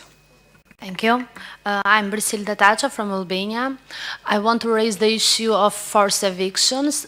These last years we see in many countries that forced evictions are increasing, and unfortunately we see on media, on TV, but not concrete measures. I want to mention even the case in Albania. We have, let's say, 2 years that we are having a big case, very known, not just in Albania, but even in international level. Roma families who are living in informal areas, they have more than 20 years that they are living there with their families, with their children, and unfortunately our government is going to make a public infrastructure there, and they are going to, some of the families are forced to leave their houses and some others not. Unfortunately, the houses are informal. We, the activists, we tried with the families to raise the issue a lot, to make protests, petitions, to have a negotiation with the government, but unfortunately our government is always take decision without having a consultant with the families. In fact, according to the UN Basic Principle and Guidelines on Development-Based Eviction and Displacement, the government or the relevant states authorities should have effective consultation with the affected party before they take the decision about the families. We have even a problem that the Albanian legislation doesn't reflect international standard on housing rights and does not represent any legal safeguards against forced evictions, neither ensures effective access to the justice system in such cases. Me and the youngsters, we tried to convince the government, but our government gave just 2 years rent for the families. And from the experience, we see that the 2 years is not enough, because these new families now, unfortunately, we have them in the streets of Germany. I have a bad news to give to everyone, to you, that now I don't have my friends, I don't have my family, I don't have my cousins, because they don't see themselves in Albania, they don't see their future in Albania, and they are leaving. I suggest and advise to all representatives to raise this issue, because I see that it's happening Auschwitz #2. Thank you. Thank you very much. The next speaker is the Council of Europe, followed by Roman Ekris and an activist from Moldova. Council of Europe, the floor is yours. Thank you, Chair. The Council of Europe remains very concerned about the difficult situation of Roma and travelers in our 47 member states. Over the last few months, the organs of the Council of Europe have given a new focus to our agenda supporting the inclusion of Roma and travelers. We will concentrate in the next 4 years on 3 main priorities: to tackle anti-Roma and anti-traveler prejudice, discrimination and crimes more effectively, to demonstrate innovative models for inclusive policies for the most vulnerable, and to promote innovative models for local level solutions. This agenda is currently translated into a detailed thematic action plan with 21 initiatives, most of them new. Allow me to mention just a few of them. In order to better tackle anti-Gypsyism, we see it as necessary to develop a positive counter-narrative. Together with the Open Society Foundations and a group of Roma activists, we are in the process of setting up a European Roma Institute for Arts and Culture. This foundation is expected to work as from April 2016 with one aim: to develop a new European platform for Roma culture, to showcase the contribution of Roma culture to European culture, and to create positive role models, especially for young Roma. In order to tackle the deep-rooted ignorance about the situation of Roma and travelers, we regard it as important to educate non-Roma. Together with the OSCE, we are providing already information on the persecution of Roma under fascism in 20th century Europe. We are also starting now significant efforts to include curricular modules on the history of Roma and travelers in mainstream education.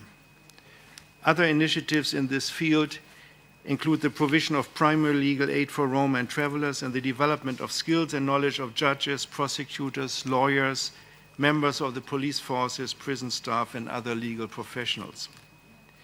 As regards our work for the most vulnerable among Roma and travelers, we will concentrate on projects aimed at the empowerment of Roma women, children, and young people.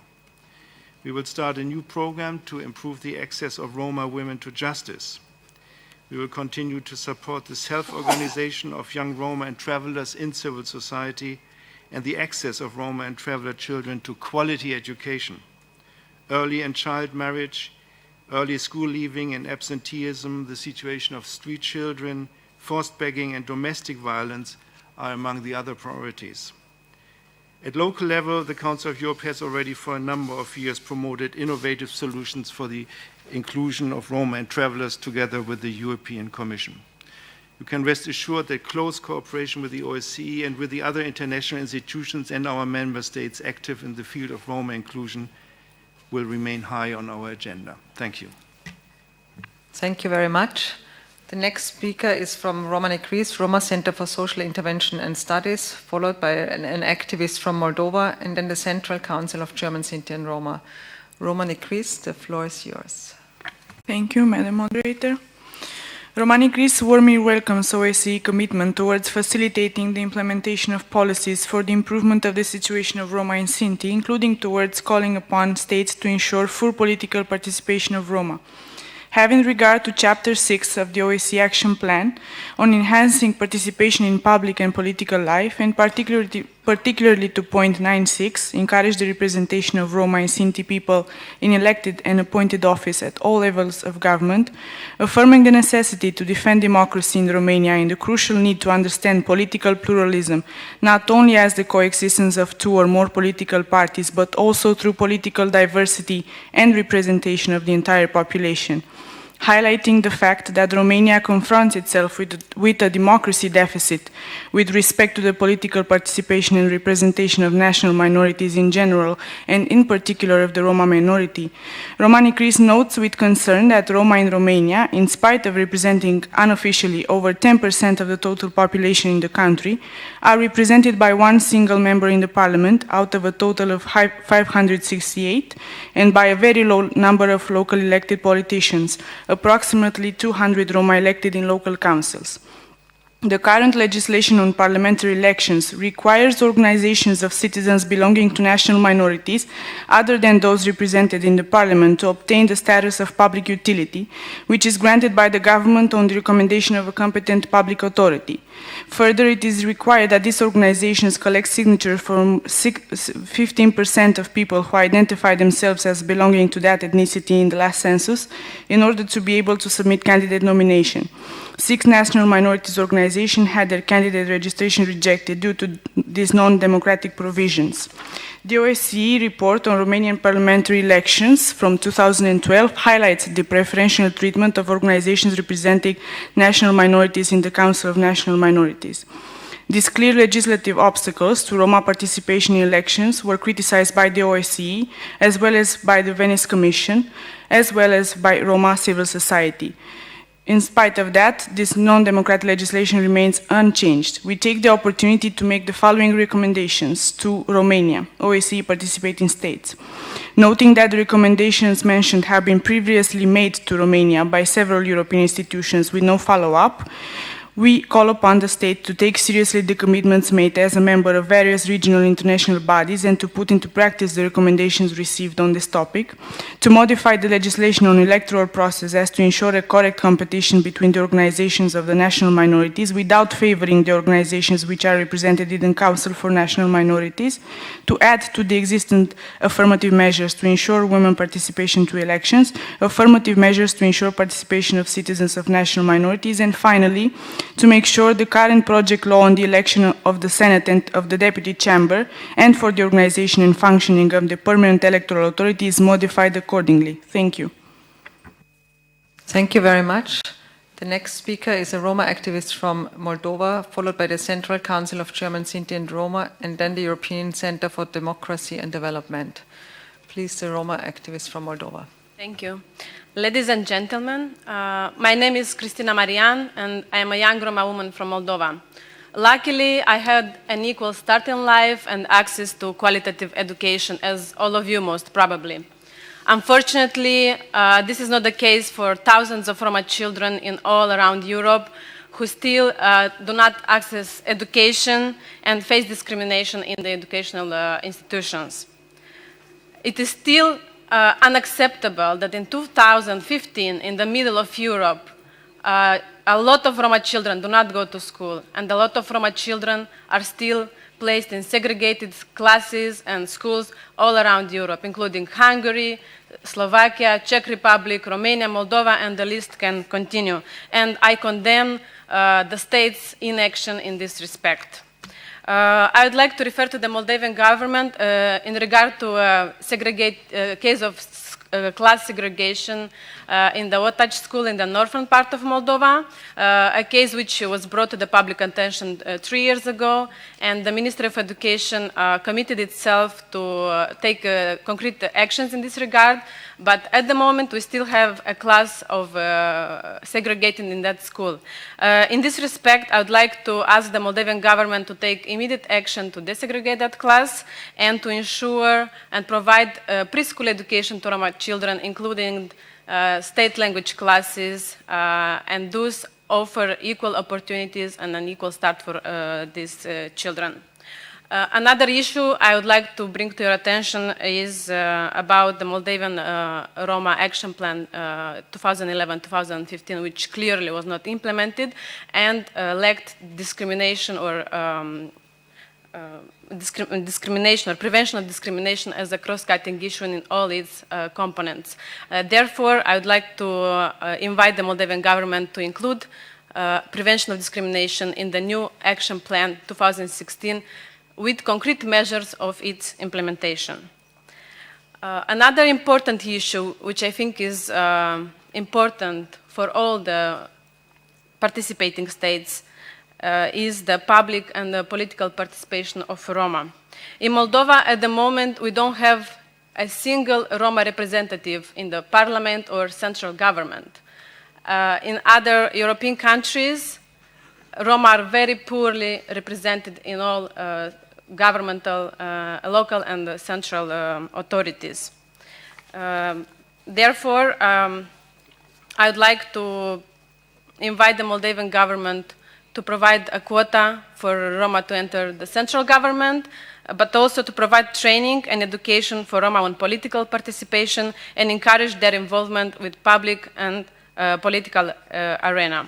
And lastly, I would like to ask all of you to counter the hate speech and the negative public discourse against Roma, but also to publicly condemn and take actions against the extremist parties and groups in our societies. Let's make together our societies a safe and equal place for all of us. Thank you so much. Thank you very much. The next speaker is from the Central Council of German Sinti and Roma, followed by the European Center for Democracy and Development and the Greek Helsinki Monitor. Please, the representative from the Central Council of German Sinti and Roma. Thank you very much. My name is Herbert Heuss. I'm Senior Advisor at the Central Council of German Sinti and Roma based in Heidelberg, and I'm speaking on behalf of Romani Rose, who unfortunately cannot attend this meeting today. However, we had a side event yesterday evening combating hate speech, racism against Roma and Sinti in election campaigns, organized by the Contact Point and the Central Council. Everybody knows, and this is not new, that anti-Gypsyism is just as anti-Gypsyism is just as anti-Semitism, rooted in European history for centuries. Today, this particular form of racism is targeted and systematic policy of exclusion and racism as practiced by right-wing extremist parties, in particular in the election campaign, but also by nationalist governments of various countries in Eastern and Western Europe. This is reflected in particular in a massive and violent hate speech on the internet, and we experience for some years now that this racism enters politics more and more, and by that becomes a new and dangerous quality. Right-wing parties often build their campaign exclusively on this racism against Roma, but it is the majority parties which take up this racism often enough, legitimize it, and thus make it socially acceptable. For this reason, the Central Council of German Sinti and Roma calls upon the OSCE to outlaw in general anti-Gypsyism in the same way as it did with anti-Semitism. Anti-Gypsyism is not only a direct threat to Roma in the OSCE region, but it constitutes a threat to our democracy and our community of values. We call upon the OSCE to document anti-Gypsyism as part of its election observation missions and to respond with their institutions.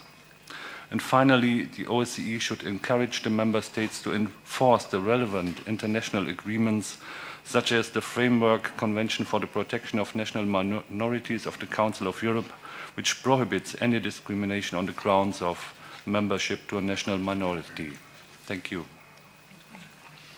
Thank you very much. The next speaker is from the European Center for Democracy and Development, followed by the Greek Helsinki Monitor, and then the Fundamental Rights Agency. Please, the European Center for Democracy and Development. Thank you, distinguished chairperson. First, I would like to note the memory of the yellow star worn by people in the Warsaw Ghetto. I bought one of these as a souvenir yesterday here in Warsaw. It is a magnet to put on the refrigerator. So this is a sign of the trivialization of the Holocaust, not only by Jews, but also by Roma and Sinti. Now, in Europe, there are a number of problems regarding Roma and Sinti. One of these is crimes against them based on hate, based on the widespread belief that Roma and Sinti are thieves. In Eastern Europe, especially in Hungary and Bulgaria, there is a very difficult problem related to the catastrophic nature of problems experienced by Roma and Sinti in those countries.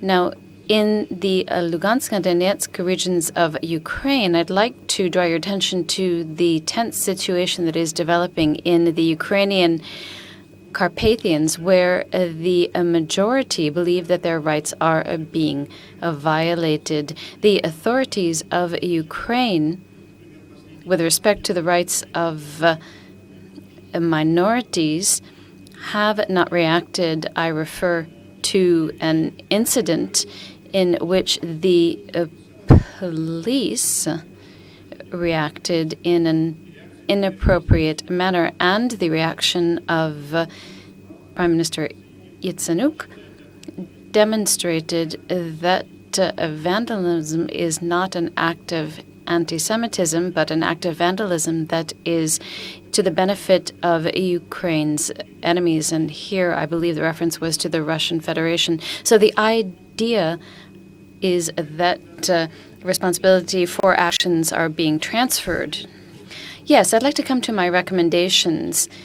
Begin monitoring of crimes committed against Roma and Sinti in the OSCE and record cases in Bulgaria of Roma and Sinti being expelled from their homes, as well as to record crimes against Roma and Sinti taking place in Ukraine on the whole, and to monitor hate crimes in the territory of Ukraine. Thank you. Thank you very much. The next speaker is from the Greek Helsinki Monitor, followed by the Fundamental Rights Agency, and then the NGO Chirikli Roma Women's Association, Ukraine. Thank you, moderator. In the detailed text, which is already online, we have documented problems of Roma in Greece.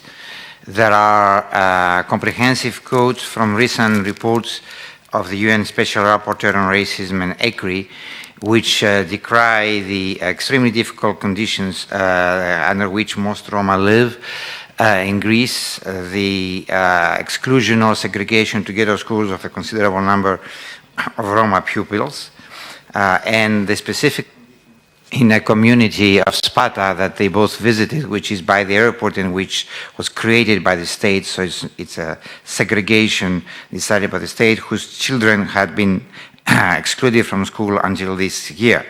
We provide additional information that as of this September, the authorities have decided to create a ghetto school inside the community, which is far away, to provide access to school for those children.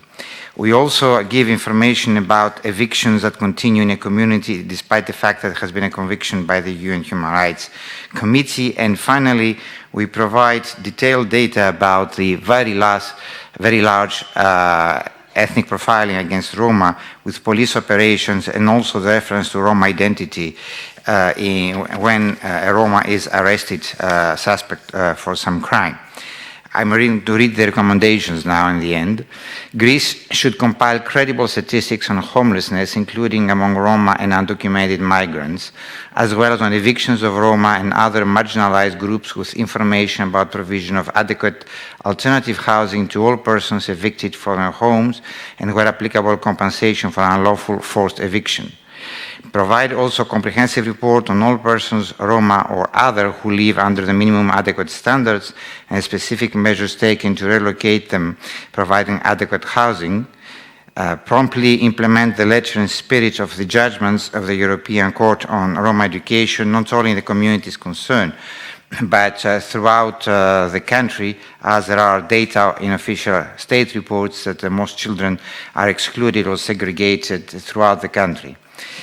Greece should fully investigate the phenomenon on unequal, hence unfair treatment of Roma in the judicial system, establish statistics on the length of investigation of cases with Roma as plaintiffs and with Roma as defendants, and impose sanctions on those who discriminate against Roma seeking justice so as to combat the phenomenon. And finally, Greece should be commended for having abandoned the Xenius Zevs police profiling operation against migrants, and is urged to also discontinue the similar sweep operations in Roma settlements, as well as a reference to the Roma identity of persons arrested or charged for alleged crimes. Thank you.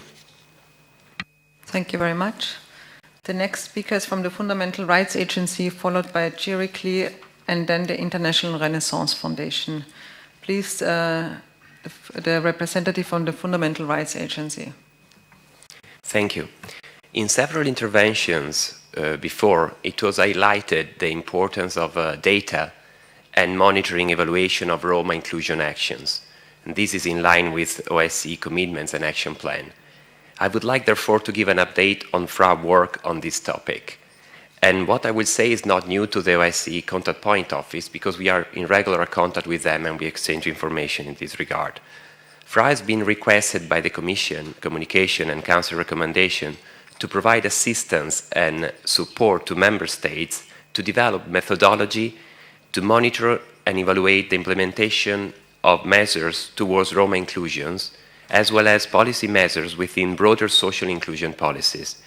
FRA facilitated a Roma working party group of 18 national government representatives, including national Roma contact points and national statistical offices representative, to develop together a tool, human rights-based indicators tool, for the monitoring and reporting of national Roma integration strategies, including the use of the structural funds, and so better understand the result and the impact of funds spent. And this will be key in the coming years. This led to a more result-oriented methodology, at the same time taking into consideration fundamental rights, including the socioeconomic rights of people, and producing data that are comparable, and so this will serve as a baseline for new policies and recommendations. These indicators have been tested by Member States in the Roma Working Party and will be discussed at the next National Roma Contact Point meetings in Brussels on 20 of October.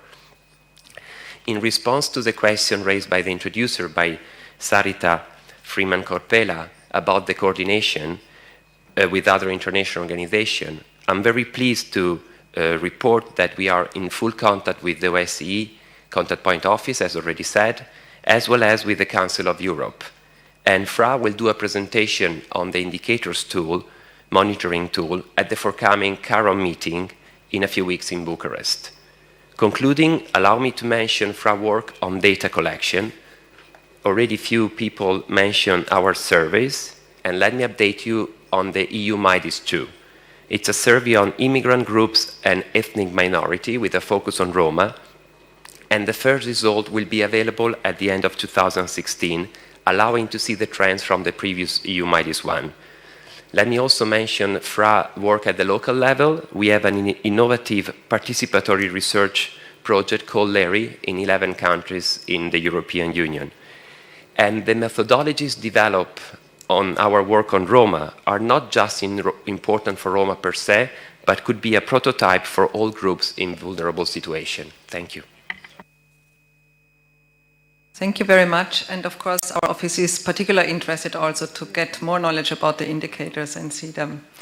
I would like to invite the next speakers on the list from the Chirikli Roma NGO, and then followed by the International Renaissance Foundation, and then by Azerbaijan.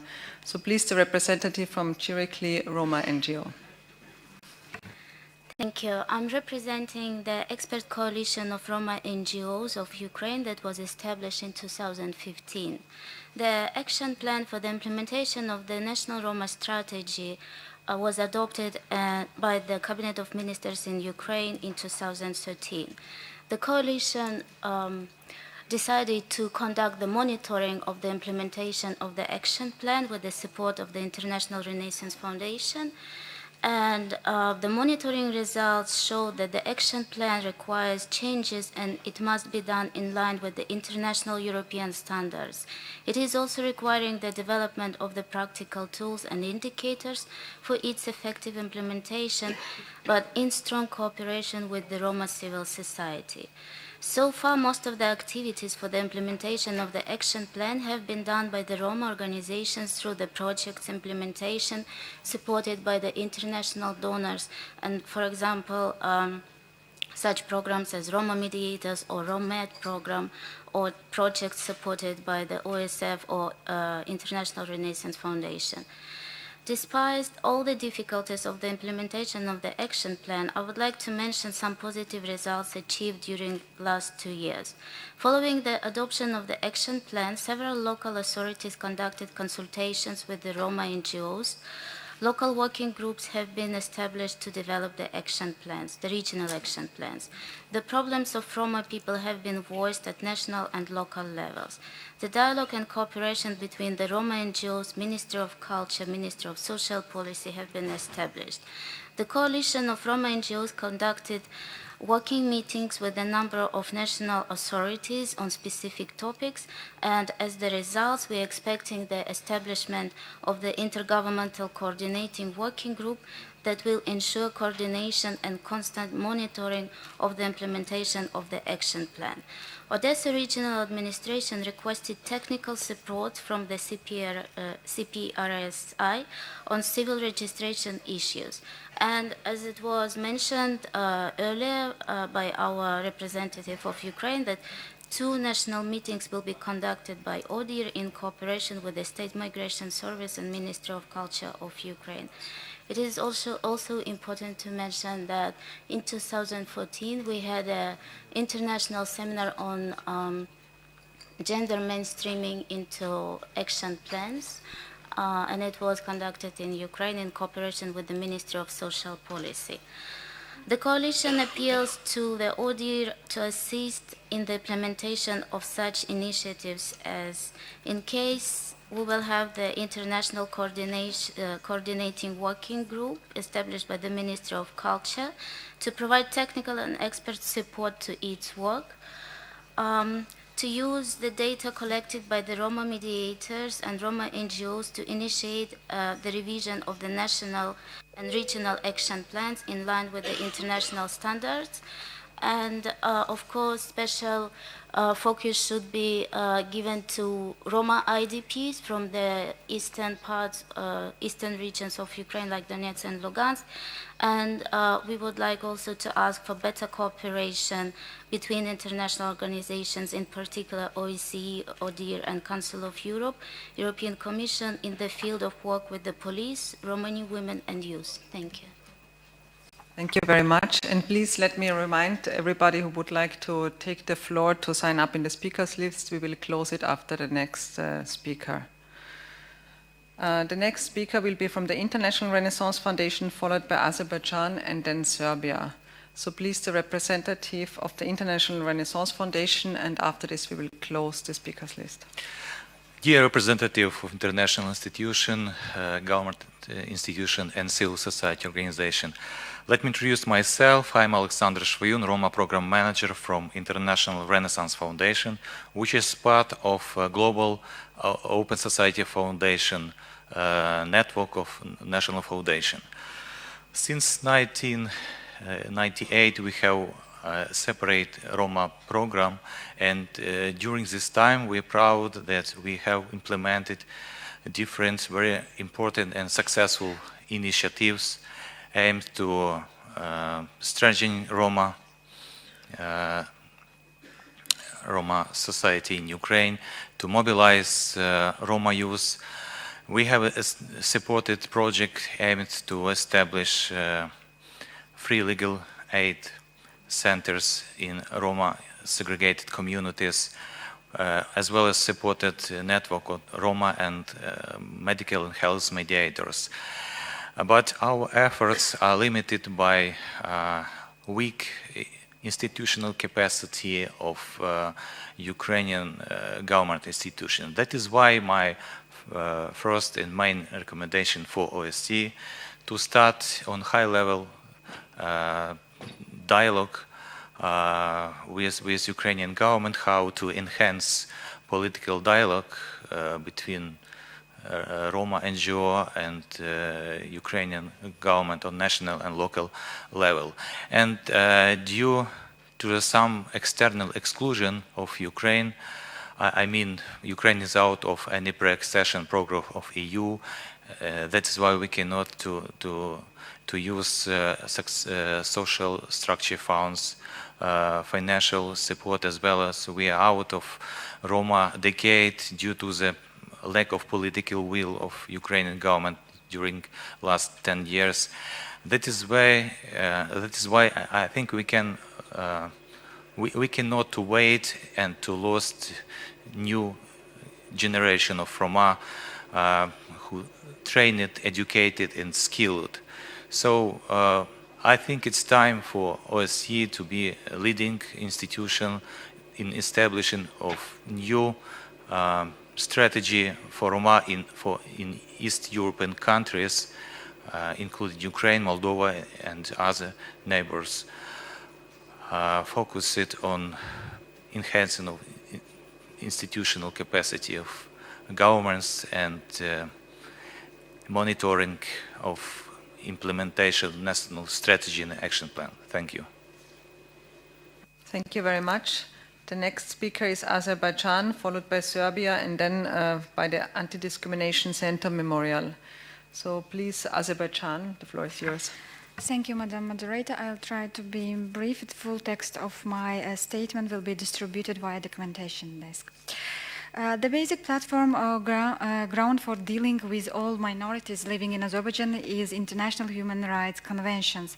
In 2011, the President of the Republic of Azerbaijan approved National Action Program to increase efficiency of protection of human rights and freedoms. This document became the strategic guidance and provides the rights of all ethnic minorities. The policy of multiculturalism is the basic core of state acting toward the protection of all ethnic minorities of Azerbaijan, including Roma. Nowadays, a large number of Roma are living in the Yevlakh region, and some of them have migrated to the capital. Unfortunately, today, discrimination against the Roma and Sinti continues to be a challenge in the OSCE region. The Roma continues to face numerous problems ranging from forced eviction, expulsion, to access to housing, education, healthcare, and labor market in the number of countries. This problem have been reflected in a number of reports, documents of international organizations, their various monitoring mechanisms, and etc.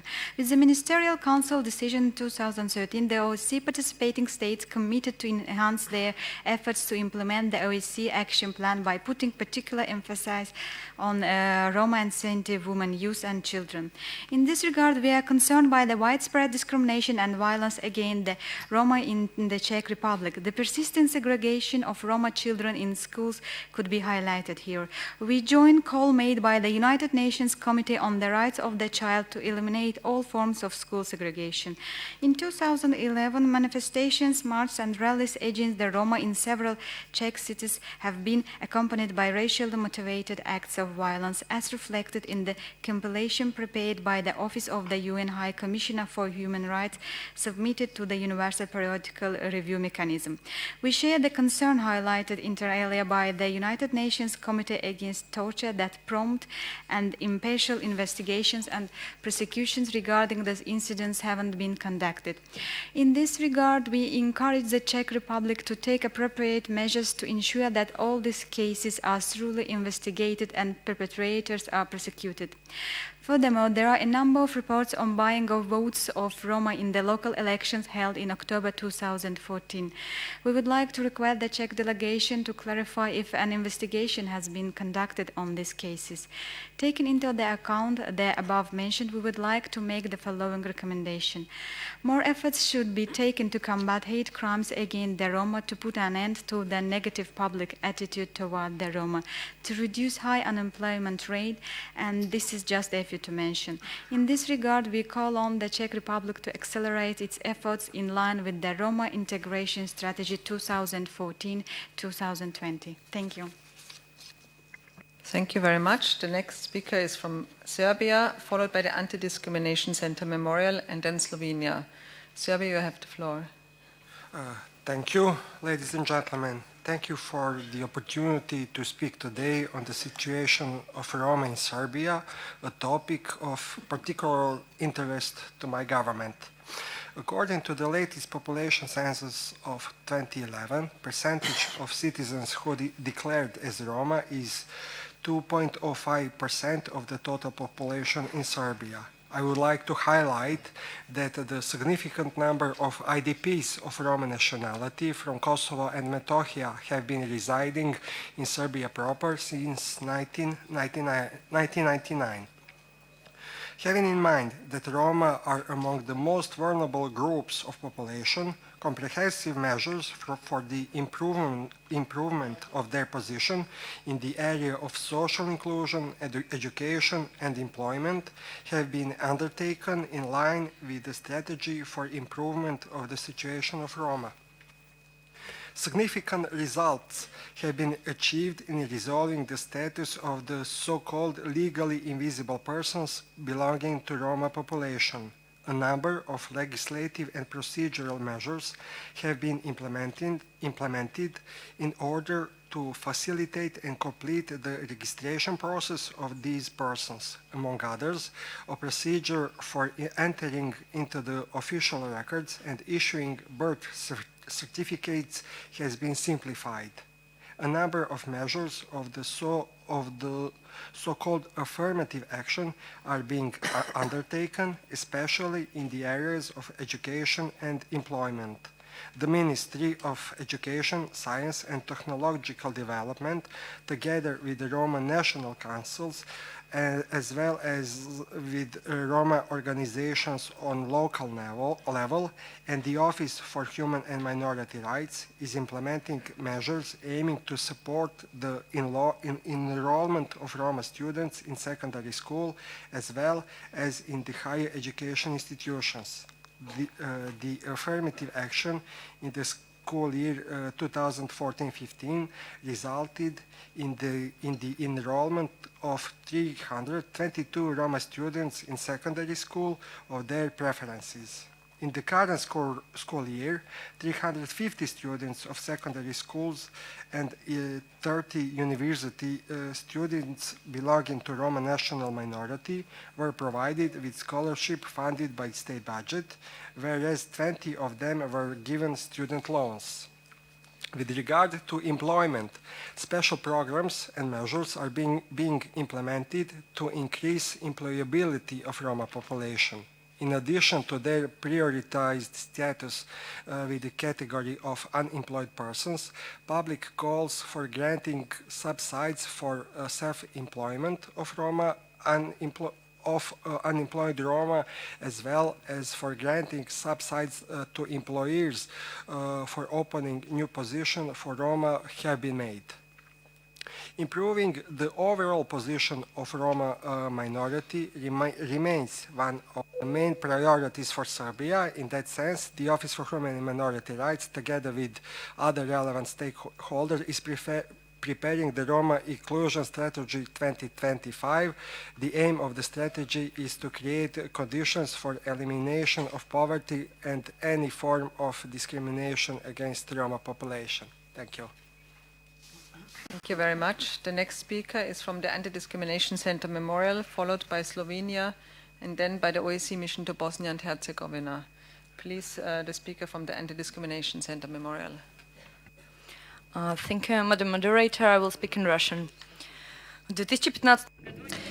Anti-Discrimination Center Memorial issued a report in 2015 on Roma and war about the refugees and the Roma refugees in particular in wars. We based our report on a survey, and Roma refugees have faced many problems. They have been forced to flee their homes and they face violence. Amongst the main problems are the lack of housing. Some people live in cardboard boxes, so to speak, and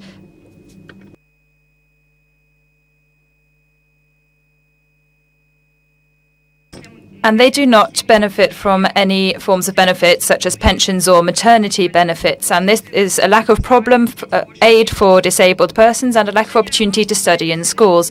The situation of the Roma also shows that there is a lack of registration documents allowing them to live in the Russian Federation. There are also a problem of illiteracy, amongst other things.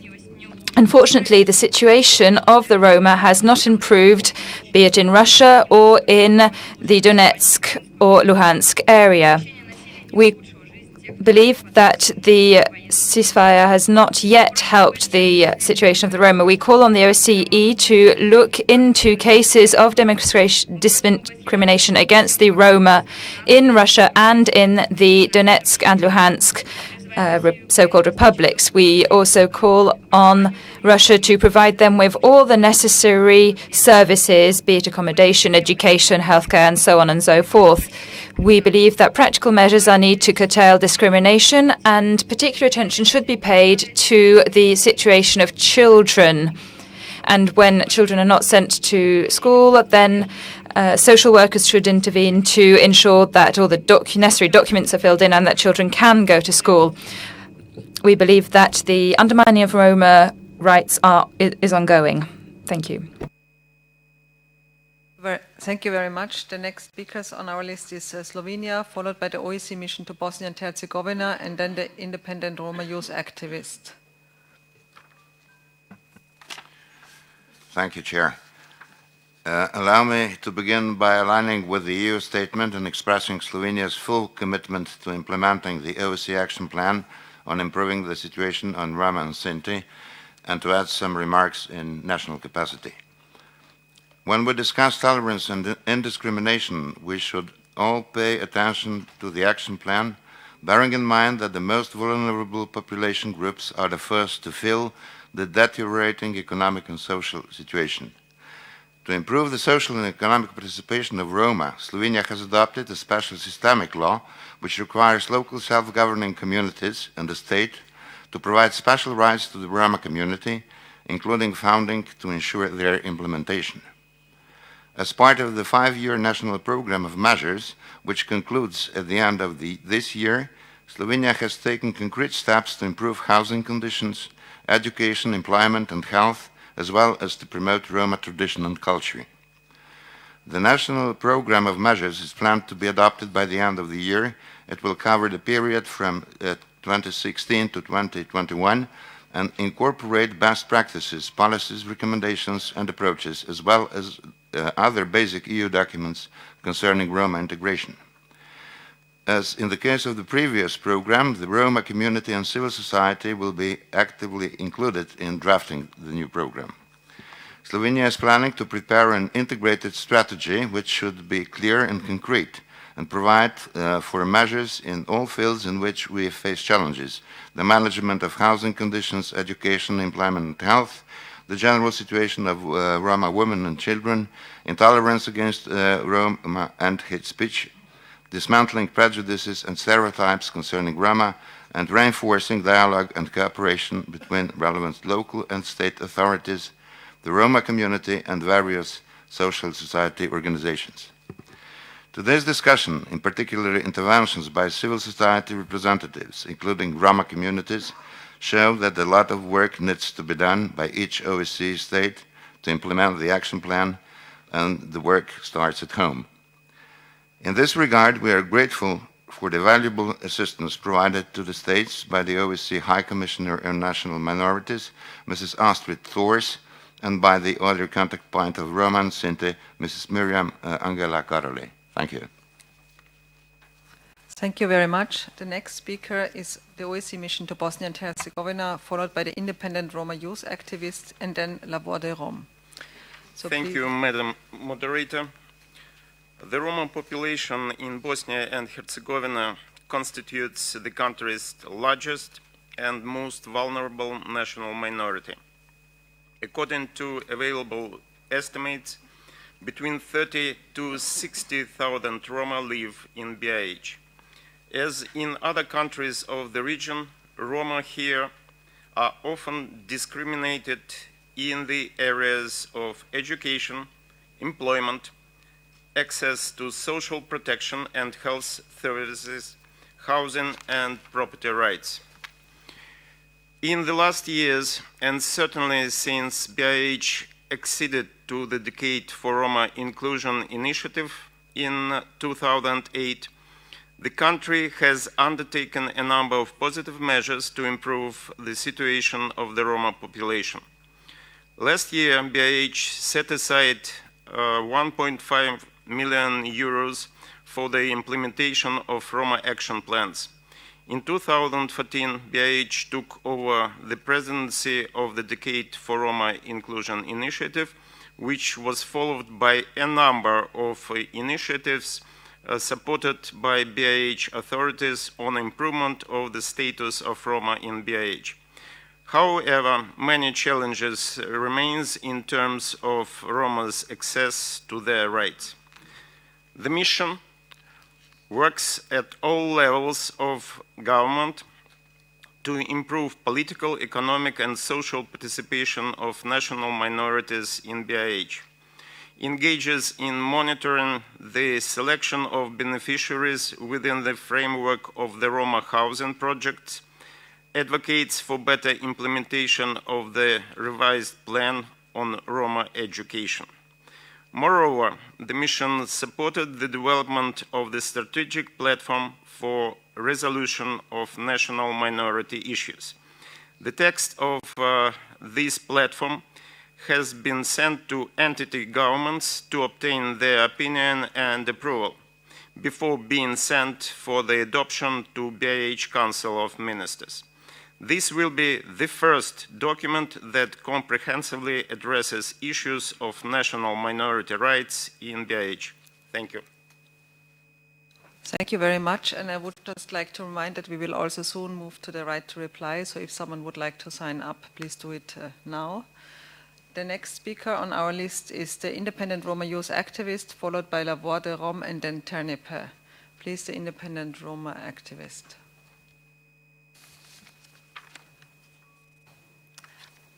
Since this is a Roma Sinti event, I would like to speak in my Romani language, which is my mother tongue.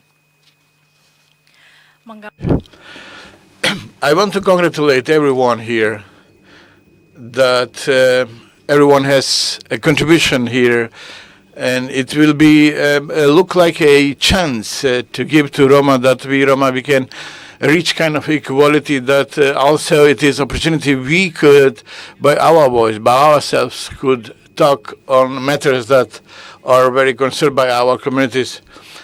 But also this is the same, that this is a possibility how we can talk to each other, how we can make it possible to have a change. I am Miradia Jovanovic. I am a Romani, and I am working now in Kosovo. From 2013, I'm active in among civil organizations, associations, and I do work a lot with Romani women. And of course, I do work a lot in sense to have to bring their voice, because unfortunately, Romani women, they have no freedom to speak about those matters. You know very well that we have kind of a tradition that we have really to listen to the older generation, that there are people older than we, so that was kind of a tradition that we were limited to speak about. So let me tell you that, as you know, Romani girls are very in a situation to be married very early, in early age. You know that their marriages there emerges is you have to see that the situation is that very, in a sense, very known in the field of how they talk to each other, how they make possibilities to develop things, and in a way to have to overcome from these old bad traditions is that Romani women is discriminated from the house, from their first steps to be able to participate in society. You know that, unfortunately, so you know there are now possibilities that such very young people are limited to become active citizens. But also I want to say I have a lot, but I know that there is a short time that OSCE and many participants here that they have those countries that they have Roma. Please, I know that sometimes we accuse the member states, but anything, if there has to be published about Roma and Sinti, please let the Roma to write those, to describe those challenges that in a way that they have to express themselves to ensure the implementation of those thoughts that Romani women want, that Romani women have to take place in this action. Thank you. The next speaker is La Voix des Roms, followed by Tianibe, and then the Roma Youth Initiative, Visoko. Thank you. I will speak French. Mesdames, Messieurs. Ladies and gentlemen, I'm Anina Chuchu. I am a Roma. I'm a French citizen and a member of the Voix des Roms. It is my honor to speak to each of you, but I'd especially like to draw the attention of the French representative to the situation of the 17,000 people living in France today. I'd like to provide the example of the shantytown of La Courneuve in the suburbs of Paris, because I think that it is a true image of the situation of these 17,000 people. Perhaps you do not know that for more than a month, 300 people, some of these children, 3 to 17 years old, are living on the ground in front of the mayor's office of La Courneuve because the mayor's office decided to destroy their shantytown where they had been living, their shelter, the only place that they had been left in order to build their homes. I myself lived in a shantytown. I know what that means, and I know how much I wanted to escape this shantytown and how much the people who lived in the one I referred to wanted to leave it. And with the help of a number of associations and citizens themselves, we have a plan for the gradual integration of all families, allowing them access to homes, to jobs, and to schools. But unfortunately, the mayor decided to sweep everything away and to destroy this shantytown, and with the shantytown to destroy the hopes of these women and children. Now, the UN has strongly condemned this decision, and the only response given by the President of the French Republic was to say that the expulsion was the only possible response that could be given the risk of trafficking and mafia activities taking place in the shantytown. Now, I myself lived in a shantytown for a number of months. I now have a master's in law from the Sorbonne, and I'm about to become a judge in France. These children lived in a shantytown, but most of them went to schools. Their parents lived in a shantytown, and most of their parents managed to find jobs and even to pay French taxes. But today, these children, these men, these women are living in the street, and they will inescapably become people who have to beg. Now, I am convinced, and you will agree with me, that this is not a dignified manifestation of the France that I love and of French values. This is why I wanted to draw this situation to your attention, and this is why I appeal to you for a radical change in French policy. I ask the French government to respect the commitments that it has undertaken, especially in the circular of 2012. I demand that the French government allow us to build together a society in which liberty, égalité, and fraternité become a reality for all. Thank you. Thank you very much. The next speaker is from the organization Terre ne Paix, followed by the Roma Youth Initiative Visoko, and then our last representative of the speakers list, European Roma Rights Center. Please, the representative from Terre ne Paix, the floor is yours. Dear ladies and gentlemen, my name is Karolina Mirgadaniek. I'm representing Terre ne Paix International Roma Youth Network. Roma communities live in Europe for over 6 centuries, facing persecution, scapegoating, and exclusion.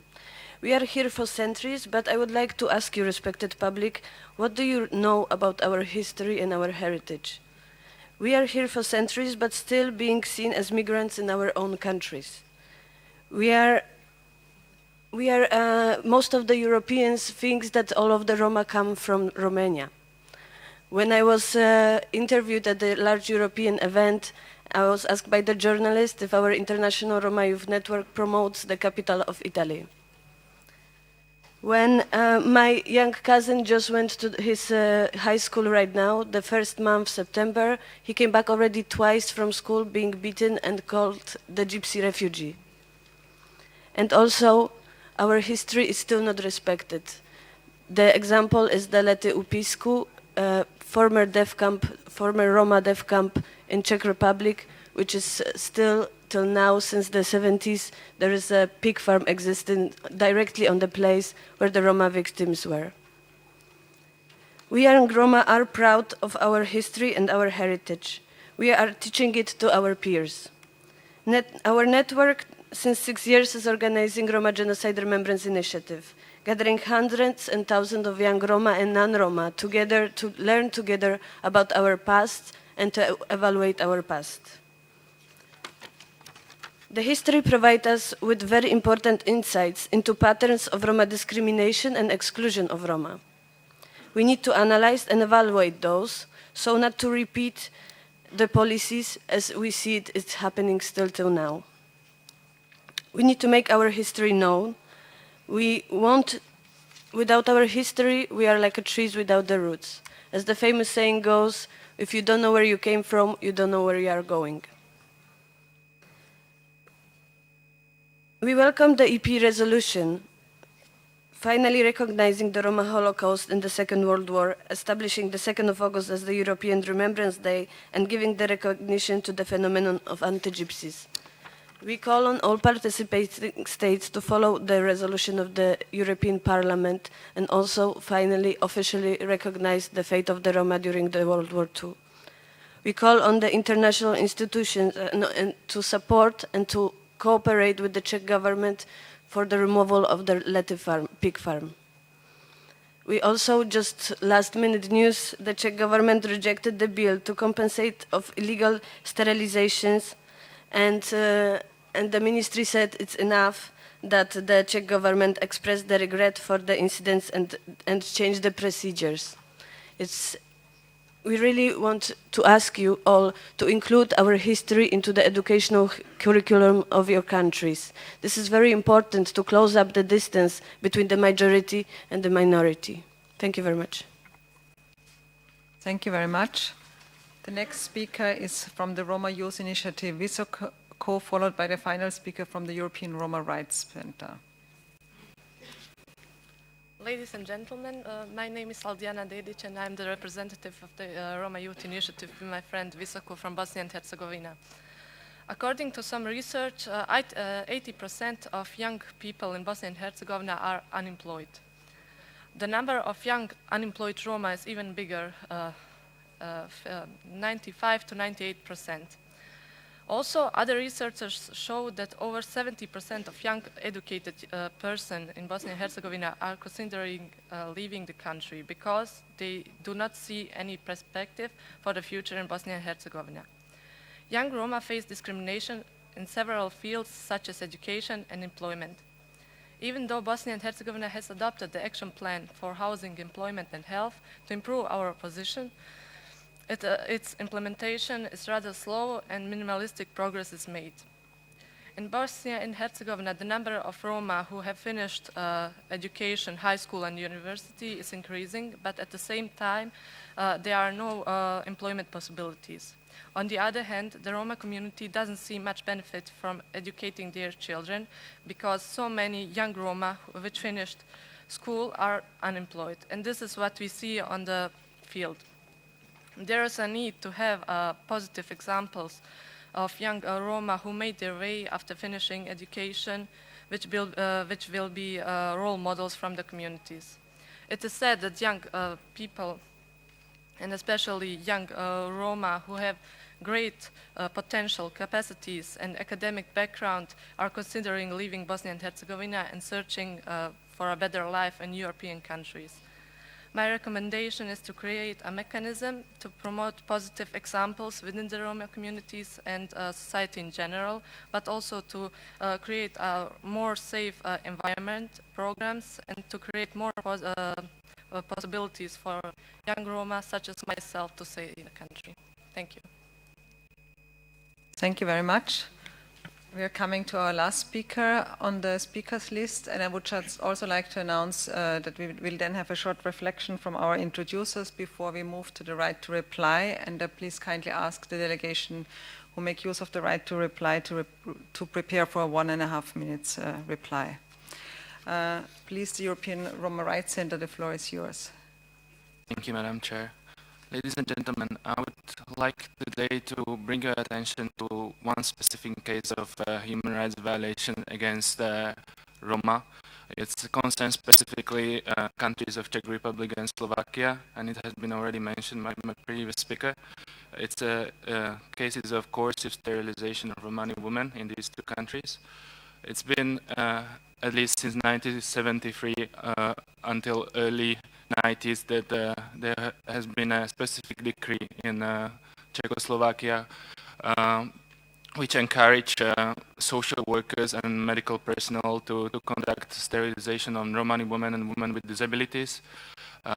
This affected hundreds to thousands of Romani women.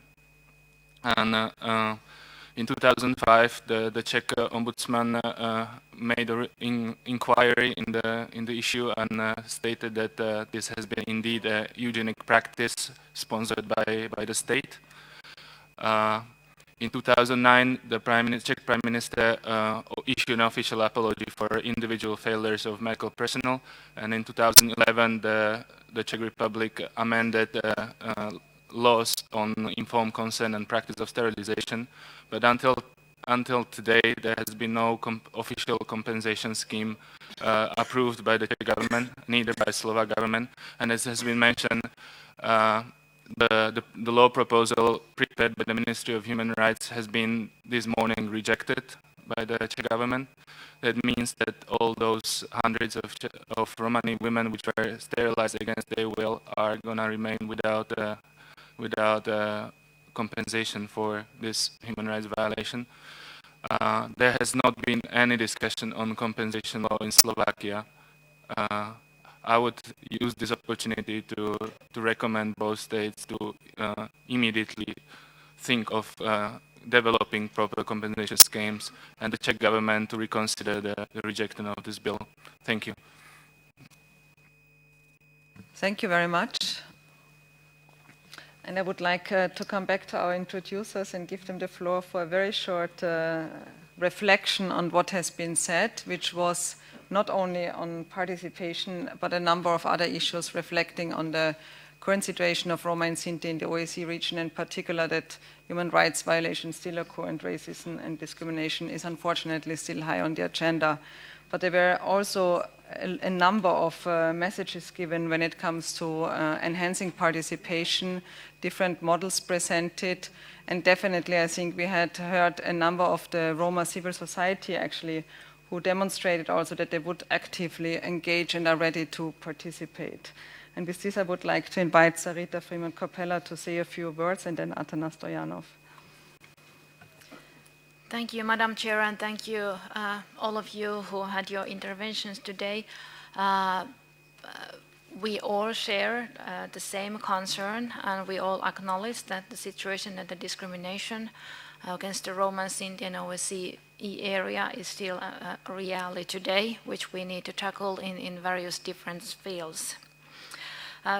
Finnish government has been for a long time being committed to promote the advancement of human rights of the particularly Roma women, youth and children. And secondly, Finland has prioritized that the Roma and Sinti have an equal access and equal participation in all the issues concerning them. What made me very happy this morning was to hear excellent intervention from the civil society, where we could hear female, male, young, LGBTE, different kind of Roma taking part, and not only speaking of politics, but also being active in public life and in political life. I think that is a very good ground for us to go further, and you could share your personal experiences and get network with your peers as well. Finally, I would call still for a further coordination between the different international organizations among themselves and with the participating states within their mandates and capacities, for example, in training and educating Roma women and youth on their political rights. Thank you so much for this session this morning. Thank you very much. And Stoyan, would you like also to say a few words? Respected Madam Chair, honorable representatives of OSCE participating states, ladies and gentlemen, representatives of the civil society, I would like to thank you all for bringing all these important issues related to Roma today at the Human Dimension Implementation Meeting 2015. It is clear that we have still a long way to go with regard to the full inclusion of Roma and Sinti in our societies. During the last year, it is clear that we again witnessed terrible crimes against humanity based on anti-Gypsyism. Evictions of Romas and Sinti women and children, racial killings, protests based on hate speech against Roma and Sinti, Roma and Sinti without personal and identity documents, school segregation, employment indiscrimination, and the list goes on and on. The awareness about these crimes comes to us nowadays very fast through internet and through media. Unfortunately, there are many crimes that remain underreported as well.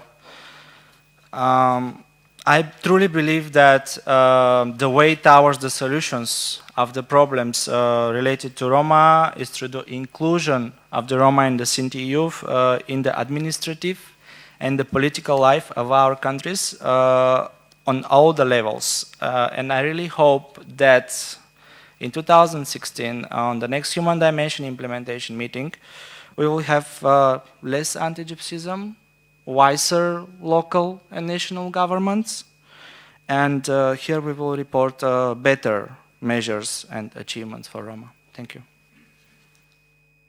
Thank you for this, and we would like to move on to the right to reply. The first speaker on my list is Slovakia, followed by the former Yugoslav Republic of Macedonia, and then Latvia. Please, Slovakia, the floor is yours. Thank you, Madam Moderator.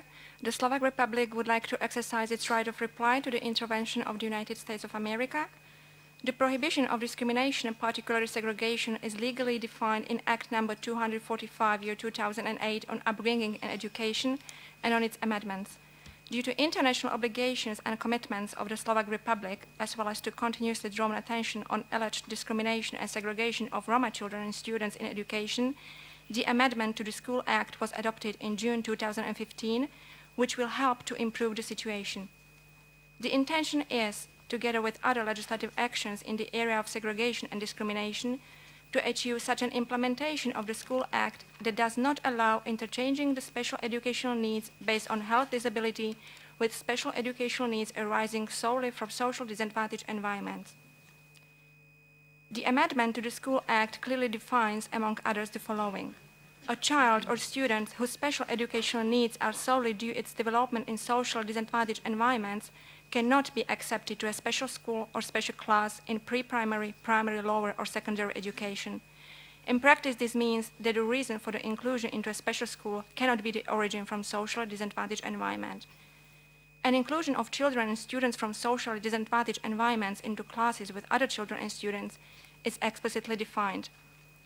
The control mechanism of the state is most strict towards the activities of the school facilities of education, counseling, and prevention.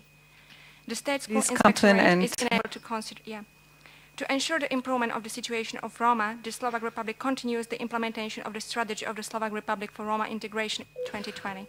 The full statement will be distributed. I'm sorry, I have to stop you here, and I would like to move on to the next speaker, which is the former Yugoslav Republic of Macedonia, followed by Latvia, and then the Czech Republic.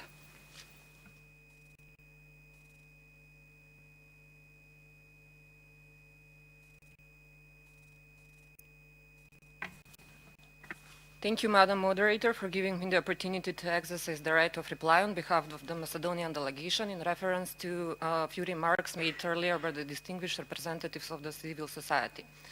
First of all, allow me to reiterate that Macedonia fully aligns to the statement made earlier by the European Union. Domestically, let me underline that many efforts have been undertaken in the past aimed at remedying the vulnerable situation of the Roma. The main policy papers in this area are the National Strategy for the Roma for the period 2014-2020 and the 2005-2015 decade of Roma inclusion. Implementation activities are focused on national action plans in areas of education, housing, healthcare, and employment. As regards to the mentioned strategy for the integrated education, its importance has been stressed on numerous occasions. Macedonia highly appreciates the cooperation with the High Commissioner of National Minorities, Ms. Astrid Thors, in this regard. Macedonia will continue to work and undertake concrete activities to ensure long-term cohesion of the Macedonian society. I thank you. Thank you very much, and I would like to give the floor to Latvia, followed by the Czech Republic. Latvia, the floor is yours. Thank you, Madam Moderator, for giving me the floor in order to exercise the right of reply to the statement made by the Russian Federation. Latvia fulfills all relevant commitments taken up by it in the framework of the Council of Europe in the OSCE. I would like to recall that Latvia is party to both conventions relating to the status of the stateless persons as the Convention on the reduction of statelessness. Currently, there are 176 stateless persons residing in Latvia. At the same time, I'd like to kindly remind that today's section's title is Roma and Sinti issues. It's sad, indeed, that some delegation was not able to show their respect to Roma and Sinti community and their problem, who witnessed genocide in the past. Thank you, Madam Moderator. Thank you very much. And the next speaker on the list is the Czech Republic, followed by Moldova and then Greece. The Czech Republic, please. Thank you, Madam Moderator. First, I would like to briefly reply to the statement of the ARA Art made during this session. We are aware of the municipal decrees adopted in Duchcov and several other Czech cities, which put restrictions on the movement in specifically defined public areas. Whereas this is a competence of local authorities, the regional authorities as well as the Ministry of Interior can assess if these municipal decrees are in accordance with the Czech national law.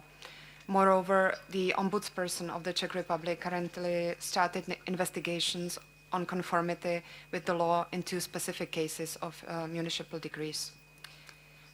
Also, I would like to thank the representatives of Slovo 21 and Ara Art for their valuable recommendations made during this session. As it was emphasized in our national statement previously, the Czech government is firmly committed to improving the overall conditions of the Roma population. In this regard, in reply to the distinguished delegate of Azerbaijan, we would like to assure about the determination to implement all key measures specified in the strategy of Roma integration up to 2020, which was adopted in February this year, be it in the area of education, employment, healthcare, or housing.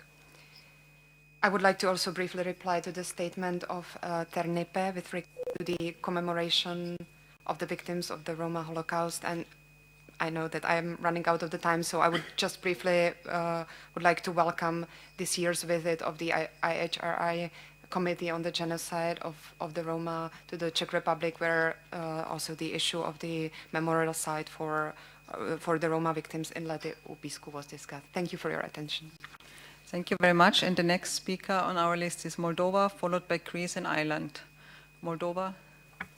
Thank you, Madam Moderator. I would like to make some comments to the statements of the Roma activists from Moldova. In order to ensure the commitment to improve the situation of Roma, the action plan to support Roma population for 2011-2015 was approved by the government on 8 July 2011. The monitoring of the action plan implementation is taking place through the Interministerial Technical Group, to which experts from the competent institutions, NGOs, and development partners are members. At the time being, one of the main achievements represents the institutionalization from January 2013 of Roma community mediators. Their role is to facilitate communication between Roma communities and public local authorities to ensure better access to available public services in the area of health, education, labor, and social assistance. In March 2014, a study on the situation of Romani women and girls in the Republic of Moldova was presented by the UN Women, UNDP, and the Office of the United Nations High Commissioner for Human Rights. The data of the report in fields such as education, health, migration, employment, and living standards are used for the elaboration, monitoring, and evaluation of policies and programs which aim at improving the situation of Roma population, integration, and inclusion of this ethnic group.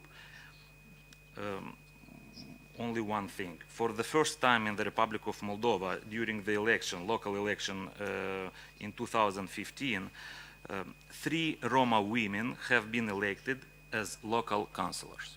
Thank you. Thank you very much. And the next speaker is Greece, followed by Ireland and then Hungary.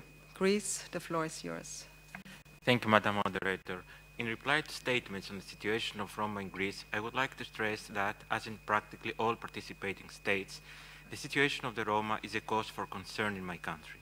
In 2011, within the EU framework, we launched the National Roma Integration Strategy, monitored by the European Commission, aiming at combating discrimination and social exclusion of the Roma by adopting or further developing a comprehensive approach to Roma integration in the areas of access to education, employment, healthcare, and housing. 12 out of 13 regions of Greece have developed regional strategies for Roma integration. In the field of education, enrollment of Roma pupils and the avoidance of school segregation are among our top priorities. With regard to housing, the development of basic infrastructures in Roma settlements is the main measure promoted so far. In cases of illegal settlements, every effort is being made to seek adequate alternative accommodation solutions under the existing well-known heavy financial constraints.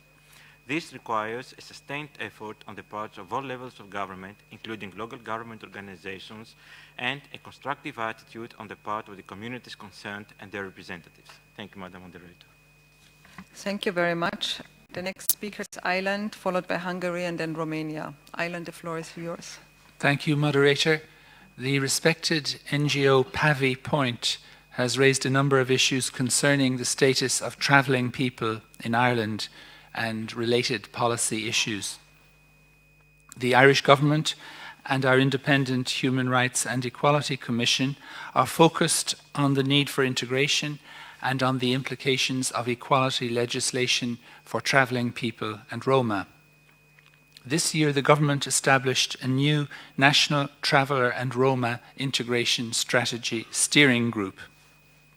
Just recently, in mid-August, the government nominated one of the co-directors of PAVI Point and a representative of the Irish Traveller Movement as eligible experts for the Advisory Committee of the Framework Convention for the Protection of National Minorities. We welcome dialogue of the kind undertaken by PAVI Point at today's meeting. Thank you very much. The next speaker is from Hungary, followed by Romania and then France. Hungary, the floor is yours. Thank you, Madam Moderator. First of all, let me say thank you for the distinguished representatives of the civil society to raise our attention to the problems of the Roma community in the OSCE area. Exercising my right to reply, I would like to address two topics, the segregation issues and the election framework. In Hungary, complying with the requirements laid down, especially in the so-called EU Ethnic Directive, the law prohibits the unlawful separation of students. The government condemns all forms of segregation, and a number of measures have been taken which serve the prevention of reduction of segregation. The Hungarian National Social Inclusion Strategy primarily aimed to provide fair and quality education for all. I have already mentioned some of the measures taken by this strategy. In connection with the election framework, in 2011, the Hungarian legislature, for the first time in the history of the modern Hungary, introduced a system for the parliamentary representation of national minorities. According to this, a minority self-governments could set up national lists and could get a parliamentary seat with preferential threshold, 3% of votes. The ordinary threshold is 5% in Hungary. According to law, it's up to the minority to elect its own self-governments and to select the persons to the voters list. Thank you very much. Thank you very much. The next speaker is Romania, followed by France and then Albania. Romania, please, the floor is yours. Thank you, Madam Moderator. I would like to exercise the right to reply in relation to remarks made referring to Romania. As a general remark, I would like to stress that Romania has a rather unique system of legal representation for national minorities in the Romanian parliament, meant to ensure and guarantee their participation in the political life of the state. Regarding the participation of Roma community in the political life, I would like to give you some figures. In the Romanian parliament were elected 2 deputies and 1 senator, who in the meantime also became a member of the European Parliament. Members of the Roma community were elected at local level, 1 mayor and 161 local councillors. The Prime Minister appointed also a state councillor on Roma issues, who is a Roma woman. As a final point, Roma social inclusion is a key priority for the Romanian government, a new governmental strategy being adopted in January this year. The civil society was actively involved in the adoption process of the new strategy, accompanied by action plans on each major field of intervention as identified at EU level: education, employment, health and housing, complemented by the social services, culture and combating discrimination. Thank you. Thank you very much, and I would like to invite the next speaker, which is France, followed by Albania and then Ukraine. France, the floor is yours. Thank you, Madam Moderator. Thank you for giving me the floor. On behalf of the French delegation, I would like to use our right to reply. I would like to explain to the representative from the civil society our approach to the situation of Roma people in France. We are deeply committed to these people in line with our commitments within the UN framework and under the OSCE and the Council of Europe. Our national position is based on our national strategy for the inclusion of Roma, which was adopted on the 8th of February 2012. This focuses on access to jobs, education, healthcare as top priorities. It also lays emphasis on the fight against discrimination and prejudices. In order to implement this strategy, the French government in 2012 adopted an interministerial circular designed to strengthen the cross-cutting and overarching nature of this strategy. The approach emphasizes an individualized approach, that is, an individual-oriented approach, and we also work hard on focusing on families, taking into account the cultural and historical background as well as the European dimension. The eviction from illicit settlements can only be justified from a legal perspective when there are severe cases of public disorder or sanitation concerns. And it, of course, provides support to the people affected, and they are resettled into a legal settlement. Thank you. Thank you very much. The next speaker is Albania, followed by Ukraine. Thank you, Madam Moderator. I would like to reply to the representative of the Albanian civil society. So, Albania has a clear strategy for integration of the Roma community, and housing is a part of the strategy. Albania has made sound progress in fighting corruption, trafficking, and organized crime, and on reform of public administration. The judiciary reform is in process as well as in guaranteeing human rights. As the Roman community is mentioned, I would like to inform you that Albania has drafted a strategy for integration of this community and is implementing it. Albania got the candidate status on the European integration process and now is working hard for implementing reforms in 5 fields. I mentioned above in mind having a date for opening the negotiation. Now, Albania is considered by the European members countries as a safe and secure country, which means that all peoples should come back to Albania. There isn't any political asylum from Albanian, but people that are moving within the country and outside in looking forward better opportunities like everywhere in Balkans. Thank you. Thank you very much, and we come to our last speaker, Ukraine. Thanks for the possibility to answer for one declaration made by the representative of one Russian organization concerning the situation with Roma communities in Transcarpathian region and Donbass. First of all, we would like to emphasize that the statement of this type aim, firstly, move our discussion from the level of professional and concrete discussion into a level of ideological opposition, and secondly, moving the attention of our meeting out of the problem within the entire country, we demonstrate this approach. Secondly, I would like to stress on one very demonstrative fact. That the only one official delegation, concretely the Russian Federation, today used another term for defining the Roma community than all other delegations have used. This is a visible sign how the concrete state demonstrates its real attitude toward the particular issue, insisting on its unwillingness to accept the universal values and accusing all others in different violations at the same time. We realize that the majority of Roma community live in Transcarpathian area, and I can count many special programs accepted on the local and central level to cover the problem. Finally, about the Donbass, unfortunately, Ukraine cannot control the whole regions of this on Donbass, but everybody aware that is also situation caused by the Russian intervention in the region. Thank you. I would like to thank at the end in particular to our introducers, who I think inspired for a very vivid debate and also a very constructive debate which has received very high attention. And I would like also to thank in particular the translators who bared with us going beyond the set time, and also especially our Romani translator.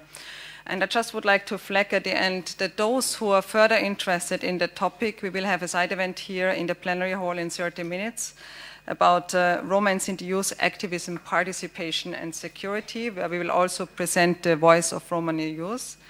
And we will also continue this debate on participation this evening in the Opera Room with a particular side event on public and political participation of Roma and Sinti with a focus of Roma and Sinti women. And with this, I would like to thank the high attention to this topic and close the session. Thank you very much.